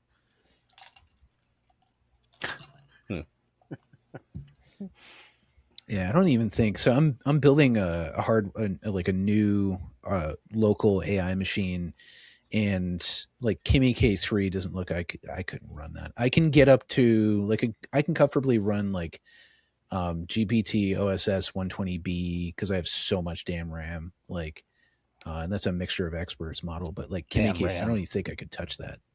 I actually just got access to all the open. How much RAM do you think it needs? Models through work. I haven't used them yet. I did get a guide that I haven't read yet, and I haven't started. I got to read that guide before I start using them, because my coworker's like, if you don't pay attention to this guide, you're going to burn through a lot of money doing things you don't necessarily need to do. Like, there's some pretty powerful stuff that is unlocked with that. So we'll see. I need to read that and start using that. All right, where are we going? Where are we going next? Hey, make sure to share that sandwich picture. No, I guess Larry didn't stop his download because we just lost him. Josh, rather. You I mean, meant Josh. I'm sorry. Oh, yeah. Sorry, I stopped Joshua's download for him. Oh, wrong download. We got more information about the OpenAI model that went awry on Hugging Face. Well, we got the report. Yeah, I'm still unpacking. I'm still not as close to this story. It's a lot to still not digest. Close. I apologize to our audience. I haven't really dug in and fully understand everything that happened here. I'm kind of just regurgitating like little facts here and there. I'm reading like snippets and just listening to what people say about them. But this says that, and this was an article from Ars Technica that I read, and it says JFrog confirmed the 0-day OpenAI's model exploited to escape their sandbox, because apparently that was an OpenAI product called Artifact something. What was it called? Artifactory. Artifactory. Thank you, Larry. Artifactory. lived in a self-managed Artifactory, a repo management tool used by over 7,500 dev teams. 80% of the Fortune 500, apparently. I have not heard of Artifactory before. Artifactory is a JFrog product, if I remember correctly. Right. It's their product. And that was the product that the open AI model that was uploaded but hosted on Hugging Face. Was it a model that's what I'm learning? I created a Hugging Face account, and then I can link that into like my open code desktop, and then I can select models that I want to use that are hosted on Hugging Face. Like I thought Hugging Face was just a place to download models, but they actually host the models that you can interface with just like you would in any other frontier model. I'm learning as I go and sharing what I learn as I go. Apologies if you already knew that. Please, love to have you on the show if you're really digging into this stuff and want to share. 100%. Well, we could try to get Gaddy on. Yeah. Good luck. Or maybe Sunil. Either one would be. I mean, my story number 3 is the report that was done. I read about it from Gaddy's post, and the link is to a site where you have to subscribe, but there's also a link if you don't want to subscribe, you can just download. You know who might else be able to come on and talk about it? Rich Mogul. Oh yeah, because he was one of the authors of that report too. All amazing people. A lot of people we know are on that report. Wait, is that his real name? Rich Mogul? Yes. Yeah. Yeah. That's amazing. Securosis, Rich Mogul. I'm like, wow. That's a really cool name. His parents were skiers. Were good to him. Yeah. No, they just passed down lots of old money. Right. I knew where Dave was going with that. Yes, I caught the reference. So, the thing. So here's what happened. JFrog wrote it up, framed the whole thing as a win, patched it, listed 9 CVEs, reported by an OpenAI researcher, and likely at least part of the exploit chain. Though JFrog won't confirm which ones or share exploitability details customers would normally get. And I think that's the crux of this article and what everyone is saying. And when I read through some of these details, I agree. So you're sitting on a 0 day after 10 days, right? The disclosure from when this event happened to JFrog's write-up was 10 days. Then you're writing a blog post congratulating yourself, taking a victory lap. But really, it sat there for 10 days, and you really didn't share exactly what the exploit chain was, yet the thing that was being exploited is used by 80% of the Fortune 500. Not a good Which look. is how many companies? 80? 400. Fortune 100. Oh, Fortune 100. Fortune 5. Oh, Fortune 100, 100 would be that's 80. 80. Yeah. I thought you said Fortune 500. Yeah. He did. Oh, say I said 500. 500, but in my notes it said 100. I apologize. Okay. So it's somewhere between 80 and 400. Yes. Correct. Well, probably others too, but they're just pointing out the big companies that we're that supposed used to it, care yeah. about that are listed on our 401k plan. Yeah, this wasn't really a success story. Right. I think is the general consensus. Yeah. All right, Paul. How about So- Okay, next. What- we one of- established that. Yeah, I was gonna say Landed a one of stake in mine. the ground, and now we're moving on. Yep. Sorry. I mean, we'll try to get somebody on to talk about it and stay tuned. So before we end the show, there's like 2 of mine I'd love to cover, but I'd like to cover We still one have of plenty mine. of time, guys. Yeah, Relax. yeah. Take But, a sip of, we take got a sip lots of your of time. drinks. yeah. Okay. Yeah. All right. Cheers to that. Larry's drinking Gatorade. Cheers. Yeah. It's busy week. My story number 2, Trojpix. Some researchers, to near and dear to Jeff's heart, when we start talking Tempest, they found a way to exfiltrate data from an air-gapped network using HDMI cables connected to monitors. But even I feel like this has been done. There was previous research on this topic. Yeah, I'm not yeah, saying it's but been done, but there has been previous research. this one Since was the 1960s. for Yes, God's sake. yeah. This one was quite interesting in my opinion. One, Sure. I couldn't exactly figure out the mechanism how they did it, but effectively what they did was they got the EM radiation through the HDMI cable in the appropriate patterns to do their data transfer. And there was a whole bunch of math about the data transfer and their subcarriers and you name it, and how they constructed their packets. But they did so by implanting a Trojan on the system. And when the data flowed through this Trojan, which I can't figure out how they did, it changed the color of the pixels imperceptibly, so that when they're changing the color of the pixels, that a human couldn't notice. It was. Are you freaking telling me they're using steganography? Don't tell me they're using steganography. No, they're not using steganography. No, it's not steganography. They're using the changing of the color of the pixels imperceptibly to change the EM radiation. Fuck.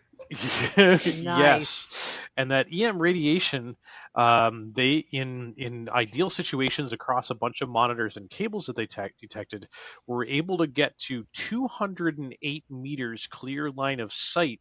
Is it meters or meters?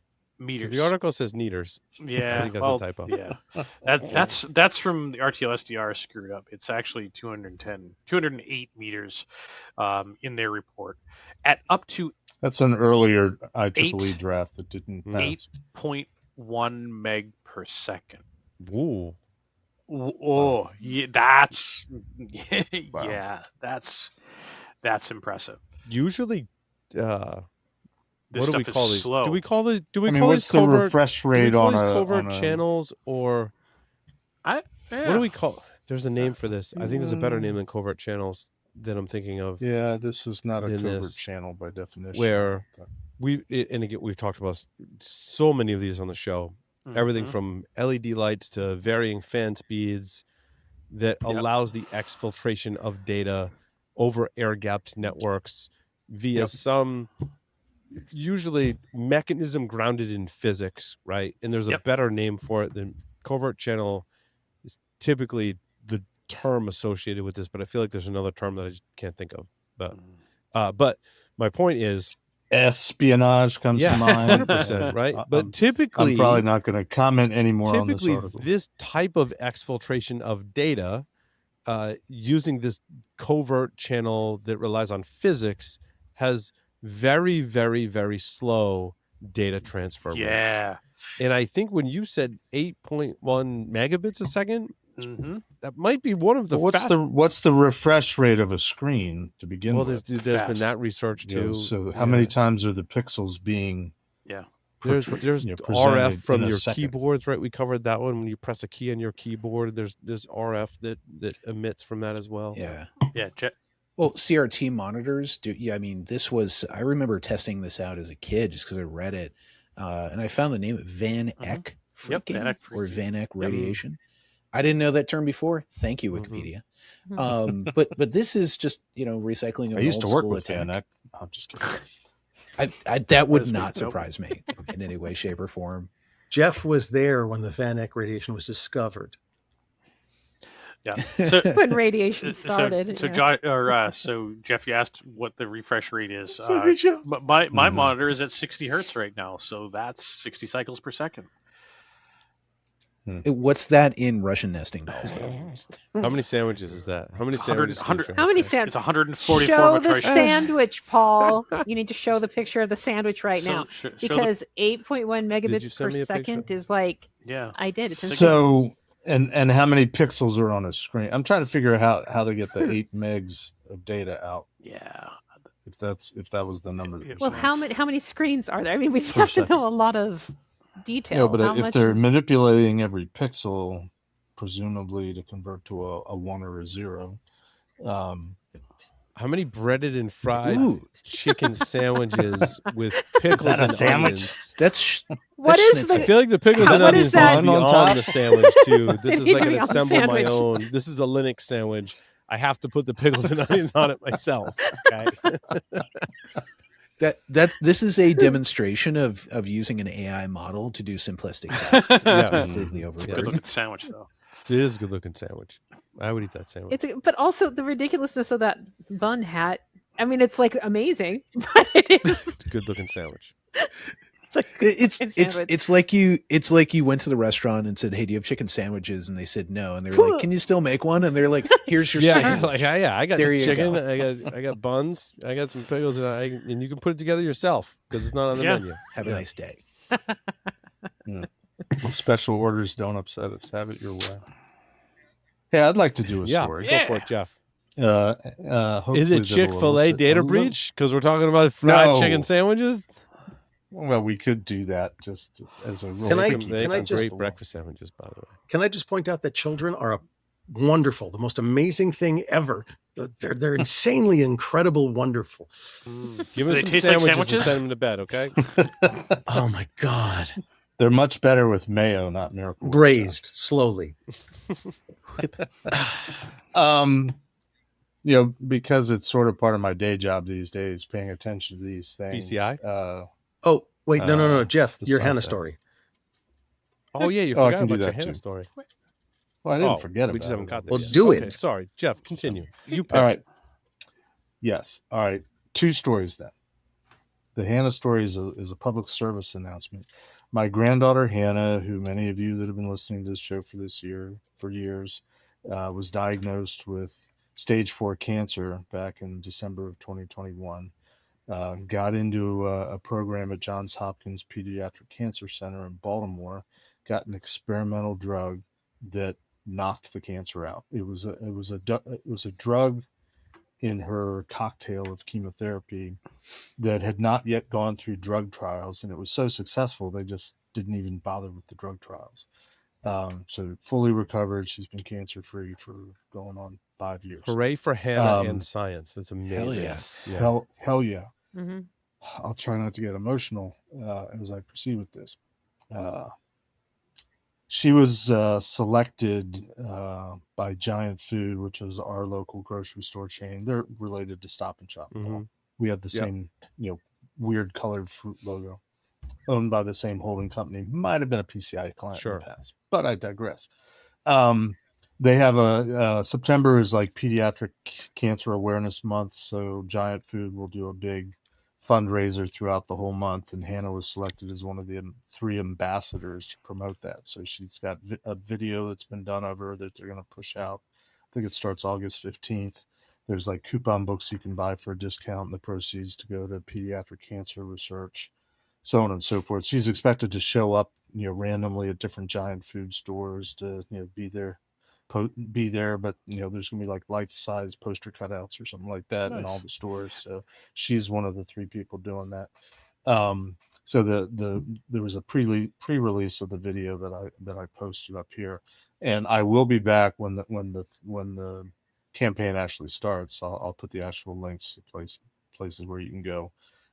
It's kind of like a St. Jude's commercial. If you get choked up on the St. Jude's commercial, I was talking to my wife earlier today. It's like when you watch a St. Jude's commercial as a human being, you get choked up a little bit, but when you've lived it and you know what they're going through, it takes it to a different level. So I'm grateful for everybody that supports and for the record, Jeff, I'm not exactly sure if this is the case, but I watched the video, and the logo for Giant is also the same for the logo here for Stop and Shop. So we will have to keep an eye out for that here in New England as well.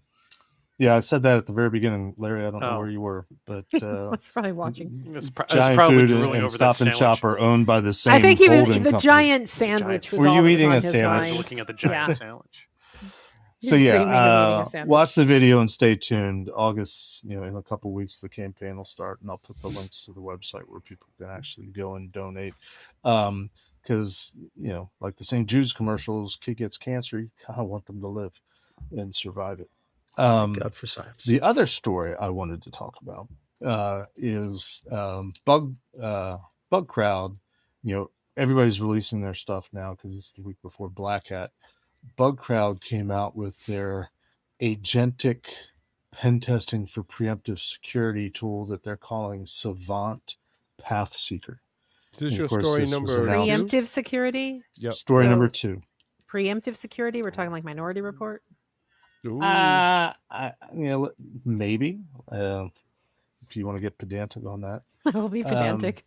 I will share in the pedantry. But it was pointed out to me today by one of my colleagues that the announcement actually says you can't use this for PCI pen testing. And they were like, is that true? And I'm like, well, I think what they're probably getting at is the PCI requirement talks about the testing being performed by a qualified person, which essentially means, to some people's interpretation, it's got to be a person. Does it say it has to be a human being? It does not say it has to be a human being. Interesting. But then, kind of got into, I kind of went on a little squirrel chase today because, one of the things I'm doing here at Secure Ideas is reviewing all the stuff that they already do for PCI related things, which is primarily penetration testing. And I was also doing research on other companies that claim to be doing this thing called a PCI pen test, because it's not actually a thing. PCI requires pen testing, and of course everybody wants to do the bare minimum cheapest, which is why people want to. I mean, I've talked to Casey Ellis for years about bug crowd and whether crowdsourced pen testing qualifies, because how do you know if all the people that are doing bug crowd are qualified? It's not really a crowdsourced and pen they vet test. that. It's a crowdsourced bug hunt, which is, I think, different from a pen test, but continue. Well, bug crowd, there's other companies that have done that type of thing. Well, yeah, Synac is Synac. So there's a question, is human? Synap's the other one that I've run into. That's right. And the PCI Council is never going to say definitively. They have, I went to their website today looking, and they have penetration testing guidance that was published, I think, in 2009 or something like that. I'm like, may not be good enough. May not apply today. But, this got me down a whole rabbit hole of, one of the requirements for a PCI pen test, it has to be consistent with, I wrote it down, industry accepted penetration testing approaches. So what's an industry accepted penetration testing approach? Is there a definitive standard? Turns out NIST has one, special publication 800-115. And then this thing called P-test came up, which I think I first heard of P-test when I was starting at Tenable, so 12, 13 years ago, and it was pretty new back then. I brought the bourbon to the first meeting about P-test. Yep. Kevin I don't like talked about. I don't like P-test. Kevin talked about bringing it back.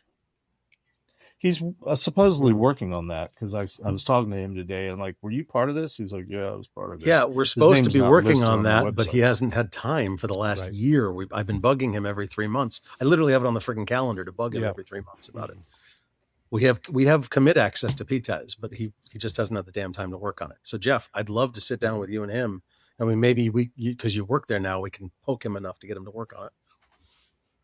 Or maybe you could have me work on it, since I was figuring out these methodologies 10 years, 15 years before. Well, Jeff, you don't know enough about AI. Let me ask you that. It sounds like that an AI pen test, whatever that is, we would need to define it, but we don't know if that satisfies the PCI requirement. Do you foresee a future where that could satisfy the requirement for a pen test that is compliant with the PCI standard? If I was going to put on my, what was the Carson, Swami thing? I'm dating myself. I'm sorry. If I was going to prognosticate, I would say that given the way the council caves under political and financial pressure to just about anything, it eventually will become acceptable, but there will probably be some requirement for human review. Love the answer. Yep, I agree. I mean, pragmatically, what else is there? Because you don't. Everybody's jumping to the. It's so much cheaper and quicker and more effective and finds more. I don't think in this context, inside of a standard like PCI, we should limit the usage of tools. I think that's the right approach to say, look, you can, and it doesn't. Yeah, you can use tools. It's all a matter of the interpretation. You got to have a human review. I can also see a future where, much like vulnerability scanners, where the PCI standard in processes validates a vulnerability scanning tool, that they also have a process for validating a pen testing tool with the requirement of, great, you want to use that tool, you got to use one that's approved. And point two, you got to have some human review it before we honor the results. I like that future, by the way, if that's the direction they decide to go. I think that's a perfectly valid future. Well, caveat, I don't know that the council will ever make that type of declarative statement. I think it's going to be left to the interpretation of the people that interpret the standard, which is the QSA community. Because we're supposed to be the experts. So, Coalfire for years and years and years have, going back to when I was at Tenable with you 12, 13 years ago, Coalfire would come in and validate whatever product any company has, whatever tool, whatever solution against all the PCI requirements. And they charge a lot of money. And then you get this report listing all the PCI requirements. And does your tool meet the requirement? Or I think the second category was support or could provide evidence that, helps the requirement or doesn't apply at all. And they, I don't know if they still do that, but they've done that for a long time. And I think the complaint, just trying to quote unquote certify, because PCI Council will not certify tools. But in order to become a qualified scanning vendor, ASV, approved scanning vendor, thank ASV. you. Yeah, you had to run your scanner against a known environment, test environment. And you had to but I think the political thing, and it's a shame that it got political, was everyone failed their first time, so you had to pay them more money to do it again. And I think that culminated when there was a scanner that was arguably the most mature scanner on the market at that time. It had to do it at least twice, and it was kind of, it's incentives, right? It's my whole thing. N and ends with us. But it's a case where like incentives go wrong, right? Like it can't be a money grab. I think if we do have a process and that everyone involved in that process acts in good faith, we get a very positive result. When it becomes a money grab like that, it's unfortunate. It's unfortunate. It should be about quality, not about profit. Well, you've just described the entire InfoSec market, my friend. I know. Yeah, pretty much. But, they wouldn't claim that that's what it is. They would claim that they're looking for a specific set of findings. I get it. And you've simply found it or you don't. Whereas, and I used to argue with Renaud about this all the time, because he prided himself on Nessus finding everything. And all the marketing, but also finding everything accurately too. And I see here, wearing my vendor shirt for the company I work for, right? We also have that same mantra, and sometimes in both cases can work to your detriment, right? Like perfection is the enemy of innovation sometimes, and if your goal is the perfect result every time, it works to your detriment. That you're not going to be able to innovate and move forward because you're hung up on, well, everything has to be 100% accurate all the time. And it's like, look, I know we're working with computers here, but there's a concept in my mind of good enough that gets us to the goal. That's why you've embraced AI. AI 100% is that. For a while was, it's only 80% accurate. Well, I think a lot of times it's 40, 50% accurate. And we're just now getting to the point where with proper configuration tuning and monitoring, we can get to a much better result, get to that 95% result and sort out the rest of that 5% and do it at 50 to 80% faster than we did before. I think that's still, that's moving the needle forward in achieving goals at a much faster rate. But, there are many. We work in technology. We're nerds. We often get hung up on this has to be super, super accurate. And I get both sides of it, right? We don't want false positives and false negatives. Specifically, I harp on the false negatives. That's the one for me. I think people get too focused on false positives. Like, false positives to me are like not a big a deal. But if I'm missing something, that's a huge deal.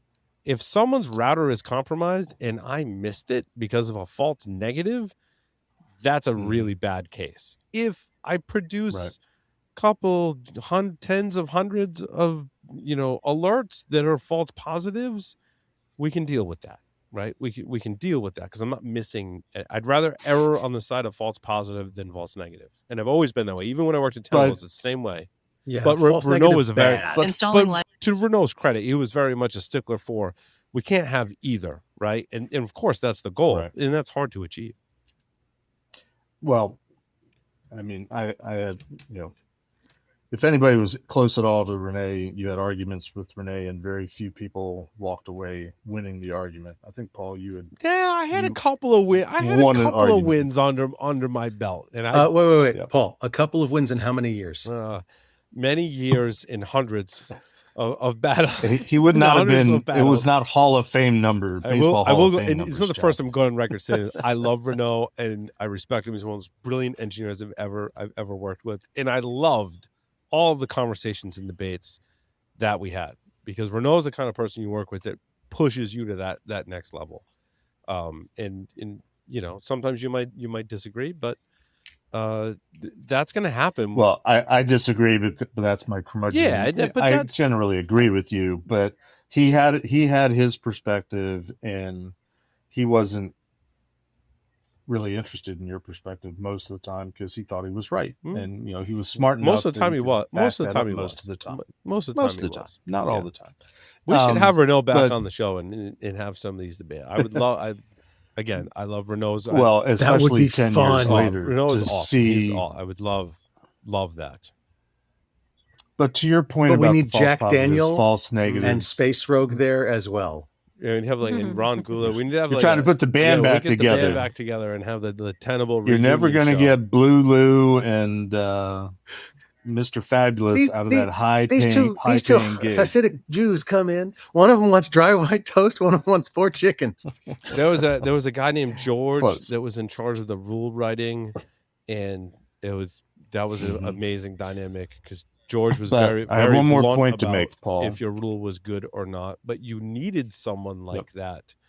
We're getting way off on a tangent, but like you need people. It goes back to like seats on the bus. What is that? There's a book, right? It talks about like when you build a company, you got to get the right people on the bus, and you got to put them in the right seats. And like you need people with these different personas to have that, which is not always not always have likable qualities, but they need the right qualities and they need to be in the right seat on the bus. And like George was one of those people that was very curmudgeon-y and was not shy about telling you like your rule sucked and you need to make it better. But we needed that to keep that bar of quality with those checks. And man, in my role today, where I'm leading the threat detection team, I'm like that's a good skill to have. I get it. And you're probably describing somebody that's neurodivergent. Sure. And we have a preponderance of neurodivergence in our community for that very reason, because we see stuff and we have to talk about it and say something. And I love that, and I embrace it too. Because some people are too shy to tell people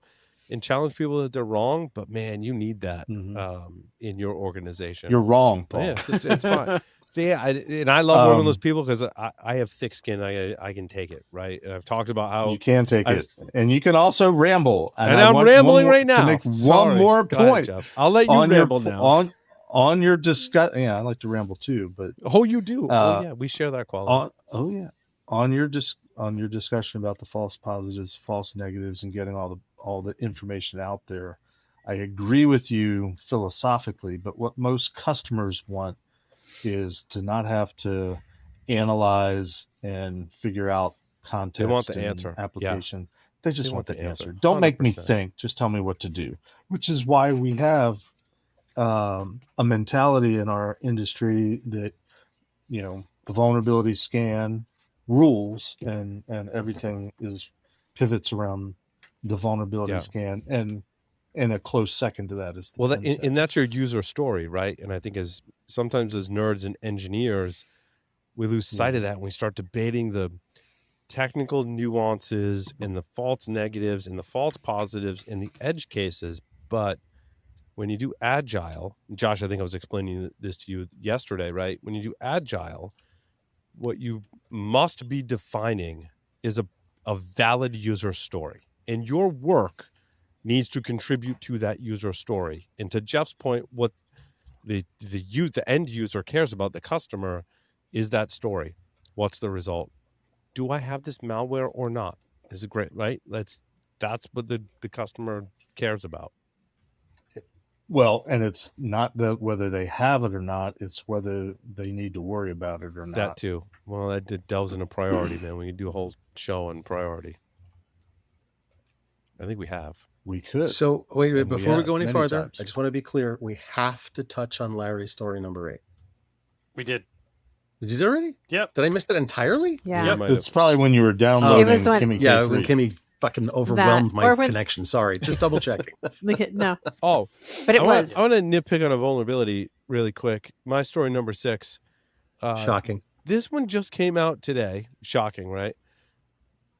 It's today the 20. Not yet. So this came out today. Cisco Secure Firewall Management Center software, static credential vulnerabilities, right in the title. That's what's Static credential. credential. okay. Static? Okay, that makes me feel so credential. much better already that you folks are pointing this out, because I this is what I'm debating about this story. Makes So my fucking head hurt. it's not a story. Static This is default actually a credentials. security advisory that was issued by Cisco today. It carries with it. It's actually been enriched, and holy shit, it's on both kevs. It's on the CISA kev. It's 10.0. It is so interesting data point, Jeff. It's a 5.3 medium. 5.3. And Okay. when I hover over it, shout out to my friends at Vulnerabilities, Patrick, you're awesome. And I use their plugin. In fact, you know what? I'm going to show it because Yes. it's Please. free, and I love the work that Vulnerabilities does, and I love Patrick. And it's a tool that I use that I would like to promote, and it is completely free. There's a browser plugin from Vulnerabilities, so when I hover, or anytime a CVE shows up in my browser window, I can hover over it. Now, when I hovered over this earlier today, it told me this CVE hasn't been enriched, like it hasn't made its way through the databases, which for a CVE that was published today, an advisory that was published today, is not out of the ordinary. I'm not complaining about that. I'm not going to get on a soapbox about that. That's fine. The fact that 7:45 p.m. Eastern time, when I hover over it, the data has become available. And when I hovered over it, not only do I get the information about the CVE, I find that it's in both kevs. So known exploited Vulnerability is vulnerability awesome. list from CISA and the Vulnercheck kev, which I love, by the way, because it like so many more percentage larger than the CISA kev. So this is being actively exploited. And the reason that it's actively exploited is because Cisco pretty much says right in the advisory, they observed it being exploited. And also, this doesn't always happen. It happens. Probably how they discovered it. This is exactly how they discovered it. And Vulnercheck is usually very quick, Johnny on the spot, adding it to their kev. But the fact that CISA is already added to their kev is actually a good thing, because that doesn't always happen. So, But Paul, the vulnerability description is the one that I want to kind of pick on, because and real quick, Paul, I have a question here, because Yeah. there's some things here like with the Vulnercheck, it's in the kevs. The CVSS score is 5.3 medium. Yet right over on the left of Cisco's page, it says high. weird, right?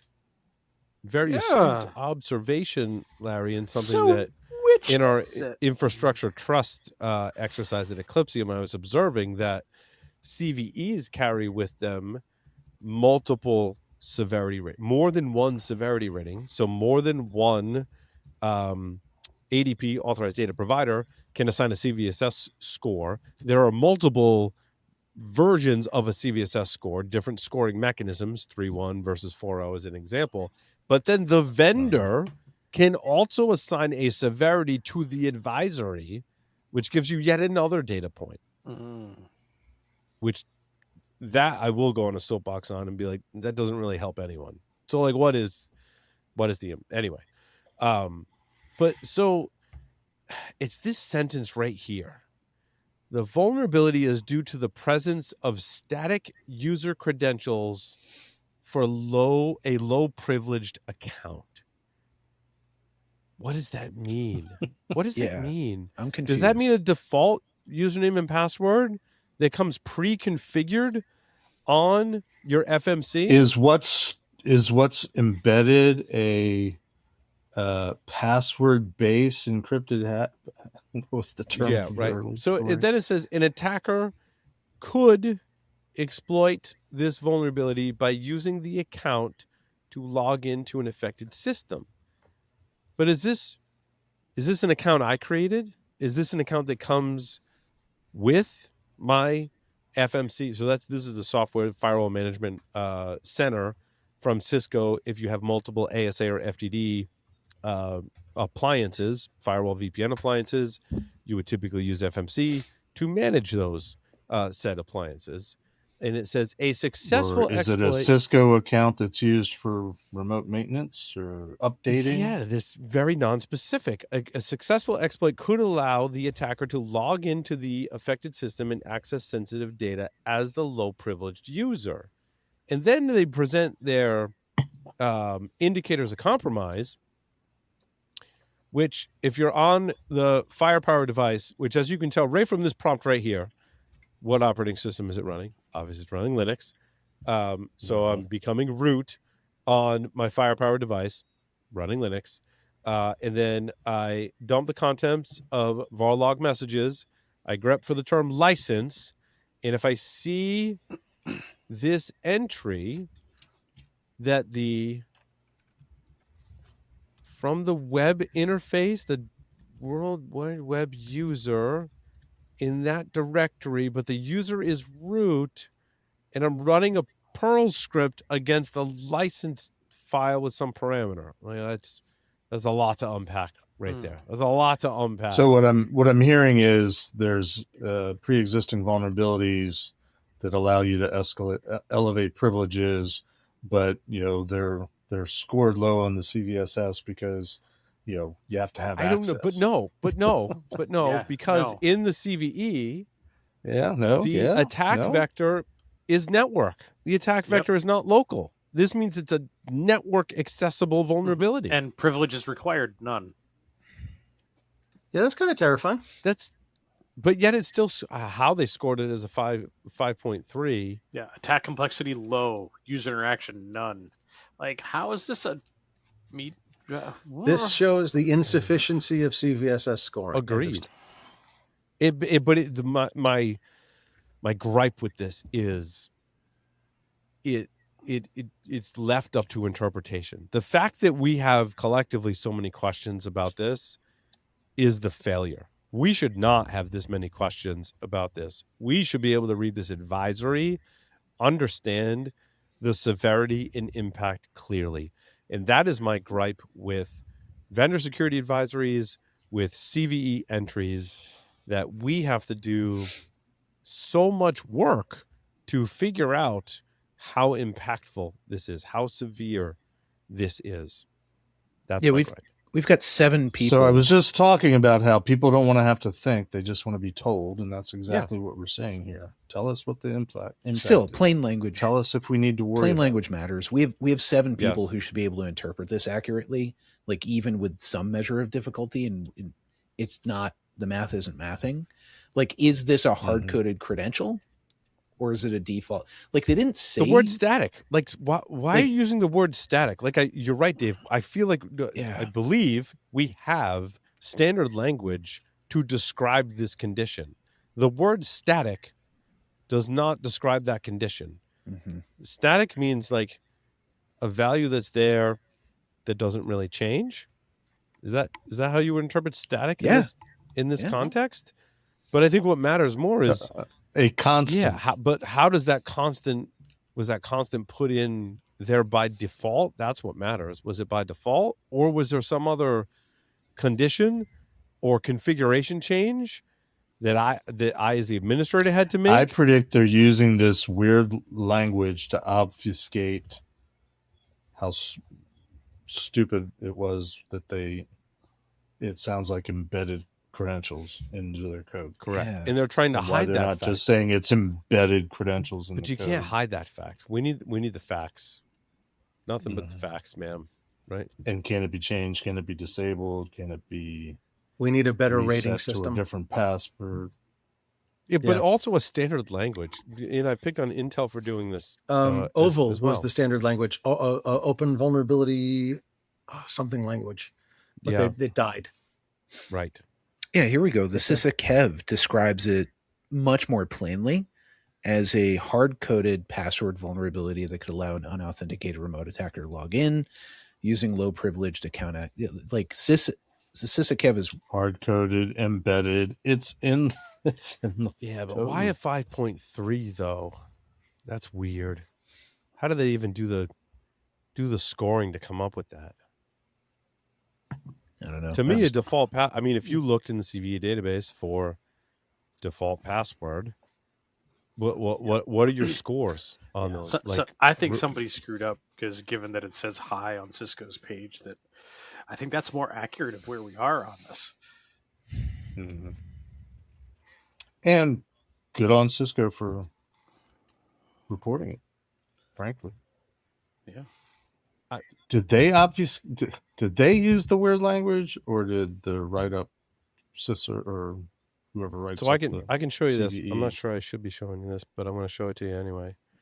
This is my vulnerability. All my right. vulnerability. Everybody, don't my look. vulnerability analysis tool, and I searched for the past 30 days for any CVE that contained the term default password. The top roughly 10 results that come from that are 7.2 or above in the scoring mechanism. In the last 30 days, how many vulnerabilities CVEs have been reported that contain default password, period? What's the total? 14. Fuck. 14. It's 2026, 14. people. 14. Just in the past 30 days. But And this this is- database but was updated this morning, by the way. Paul, this is not a default password. This is It's a static credential. Static Right. credentials. Yeah. Right. This It's a is static this is credential. like It's by definition not a default this is password. like calling authentication bypass privilege escalation. Which is what Intel does, right? Right, Yep. because you went from 0 credentials to having some. That's privilege escalation. Right. 0 privileges to having some. Yes, that's You know, it's crazy. But let's switch. You may have to refresh because I just added it like 5 minutes ago. But I do have a story number 2. I also want to Oh. hear if Mandy's got suggestions in here. Oh, Mandy, please go for it. It's kind of like we did get to talk about ones I was really drawn to, but I accidentally ended up out of PP Works, and so I can't see the stories right now. Okay, let's do story number 2 of mine. Go on to story number 2. And I checked, but nobody did the robot ban, right? Nope. Oh, yeah. Someone sent that to me, and I didn't read it, so I'm glad you added it. So yesterday or the day before, the FCC put a new ban. Remember the foreign router ban? Oh, how yeah. could we forget, Yep, Josh? yep. They added a new category, which is robots. Now, some places are phrasing this as humanoid robots. That's incorrect. It's any type of robot with a sensor. And they may have seen my clip with Eclipsium about, a TV as a router, Yes.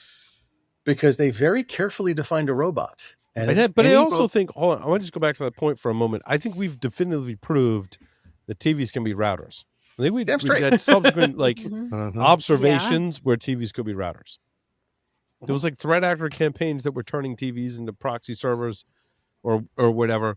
TVs can be routers. You were vindicated. TVs can be on that. But, Yeah. but rail-based vehicles cannot be robots. Yes, and maritime vehicles, as long as there's no occupants, cannot be robots either. What is the definition of a humanoid robot?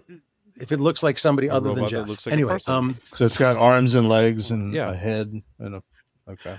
But humanoid robot yeah. or anything on wheels or anything. Basically, what they're going after is UGVs or unmanned ground vehicles. So the thing that delivers food and People. Pulls wounded soldiers out of a I was in battlefield. some city somewhere. Searches recently where I saw it. bomb, collapsed buildings for survivors. Right. Or delivers IEDs. Let's be clear. Well, We've fair. all seen Fast and the Furious where they use like remote controlled cars. Or to- DoorDash. Worst DoorDash ever. So If DoorDash does IEDs, we've got problems. Yes. Okay, let's be So, clear. so Josh, But- the big one here is that they effectively banned Unitree. Yeah. Really? Yeah.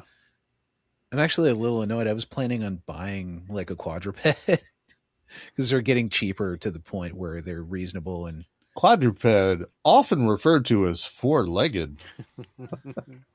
The robot dog. They're illegal now to import. Great. They are absolutely Wait, so toasty robot done. dogs?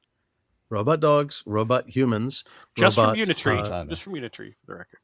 No, I think from anything. a specific Oh. vendor? I don't know. From China. Well, Anybody from a outside of the foreign US. country.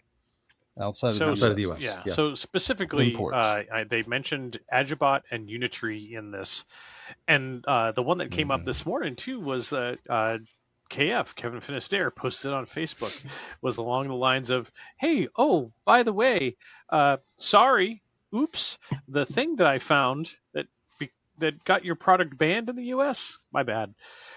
Because I he was was gonna he was one of the co-authors that found the backdoor in the Unitree robots. And that's the Oh, robot damn. dog that he has. Yep. I was going to say that when we were talking about this story. I'm like, wait, I know Yeah. someone that has a Robot dog with a back door. That sounds like a Stephen King Yeah, you plot. can right believe there. Either that or it's a hentai website. But anyway,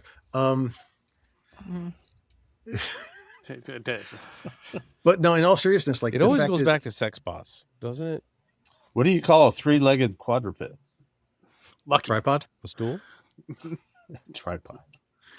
No, like in all seriousness, they're banning a new category every quarter. It was routers, and it wasn't. It's not like they're banning a specific manufacturer except Unitree, but they're banning entire categories. What's next? Power inverters. Solar power? EV charging stations. I was thinking solar Oh, power. shit. Video chips. Aren't we supposed to build our own? I'm supposed to. I need to go buy some inverters and panels. Holy shit! So seriously, mentioned in this article, and then something that I saw this morning too: power inverters. Fuck. Yep. Okay, I think I'll go buy some power inverters in the next couple of weeks. But you got to go to Tashi Station first. Hitachi Station. Tashi Station. Yeah. Oh, Was Come it on, Josh, Unitree keep that up had now. That's a the power humanoid converter, not a robot power inverter. dancing Right. to Michael Jackson and it fell over? Was that a Unitree robot? I don't know. I think Unitree is probably a little new for Michael Jackson, but that's a different story. Oh, I mean, by the way, banning, Paul, things There totally. was a video that was out like a month or so ago where somebody's showing off their robot and it's doing Oh! the Thriller video. Oh, yeah. dance I don't know if that was and then Unitree falls or But it not. just grinds my and doesn't gears, get up. though, that like if you look back on the Lindsay Lohan? history of legislation and what the success rate is of improving safety, like usually that's the mantra, improving safety by banning things doesn't hasn't work. really worked out. I mean, we can go to prohibition, we can go to a lot of things. It hasn't really been effective. It hasn't really moved the needle. I mean, Germany tried to ban hacking tools. There's like tons of examples where legislation has said, you know what, we're going to ban things. And that's our answer to keep shit. people safe. And often it's a political agenda. Did you? Shark just put in. Computers don't kill people. Yeah, say, did you see the link Quadruped from Shark? robots kill people. Did you see what Shark just put in the chat? No. Robot vacuums are banned. I didn't even think about that. Oh, yeah. Oh, Robot geez. vacuums, but we've talked about those. Oh, actually, I saw an R2D2 thing that you can put on top of your robot vacuum. So it's actually R2D2. Yeah, but now they're banned. Roomba's banned. So what do we have to do? We that have to was throw out all our the- robotic no, vacuums? My but, wife You have aren't- to turn aren't it they- in. she aren't loves they in the robotic US? vacuums. I Robotic thought- vacuums are There's awesome. amnesty. You can keep using the existing ones. It's just new ones that It are doesn't banned. matter if But the BOM, the bill of Yeah. materials, goes back to more than 65% outside the U.S. It's banned. Assembled in the U.S. is not a valid point, even if it's assembled by a U.S. company. So No, but that only applies to future products. The existing products are grandfathered in. Still, like, We got to go back to horse and buggy and no electronics. pretty We're just close. going If we back stop, to the- I mean, we don't have enough chips to do this stuff. Or vacuum cleaner. Perfect, broom, right. and So you can have dustpan. old devices. You just can't have any new devices. Yeah, because old devices never have security problems. That's right. Hey, by the way, Paul, I stuck in the public chat a website about management or vulnerability and stuff. I think you'll enjoy it. Acrites, whatever. Yeah. AK rights. I didn't even think. I believe in my right to have an AK, but the ban covers new imports of any My right to robotic feed and arm bears. any robotic platform that can sense its environment and has networking capabilities and weighs over 4.5 pounds or 4.4 pounds. So yeah, that's so, robotic vacuums, 100%. So Yeah, they're heavy. Teslas. Yeah, I mean, technically. They didn't get that specific, Josh. Well, and Tesla can be a robot. But that's the problem that we picked on with the router thing. They weren't specific enough, and it was up for interpretation. They did a lot more specificity on this. I give them a lot of credit. And it technically is a wheeled vehicle, so might fit. I thought of, by the way, it's anything running on a rail line is not part of this ban. So if I just put a round railroad rail. Oh, so cars are okay in this ban. So the fact that I can auto summon my Tesla, not on public roads, but like in a parking lot. But not put a knife on your Roomba. That's fine. Claymore on no more Claymore Roomba for you, Jeff. Well, we're over time now, unfortunately. But thank you everyone for listening and watching this edition of Paul's Security Weekly. Larry, take us out. Over and sandwich hat.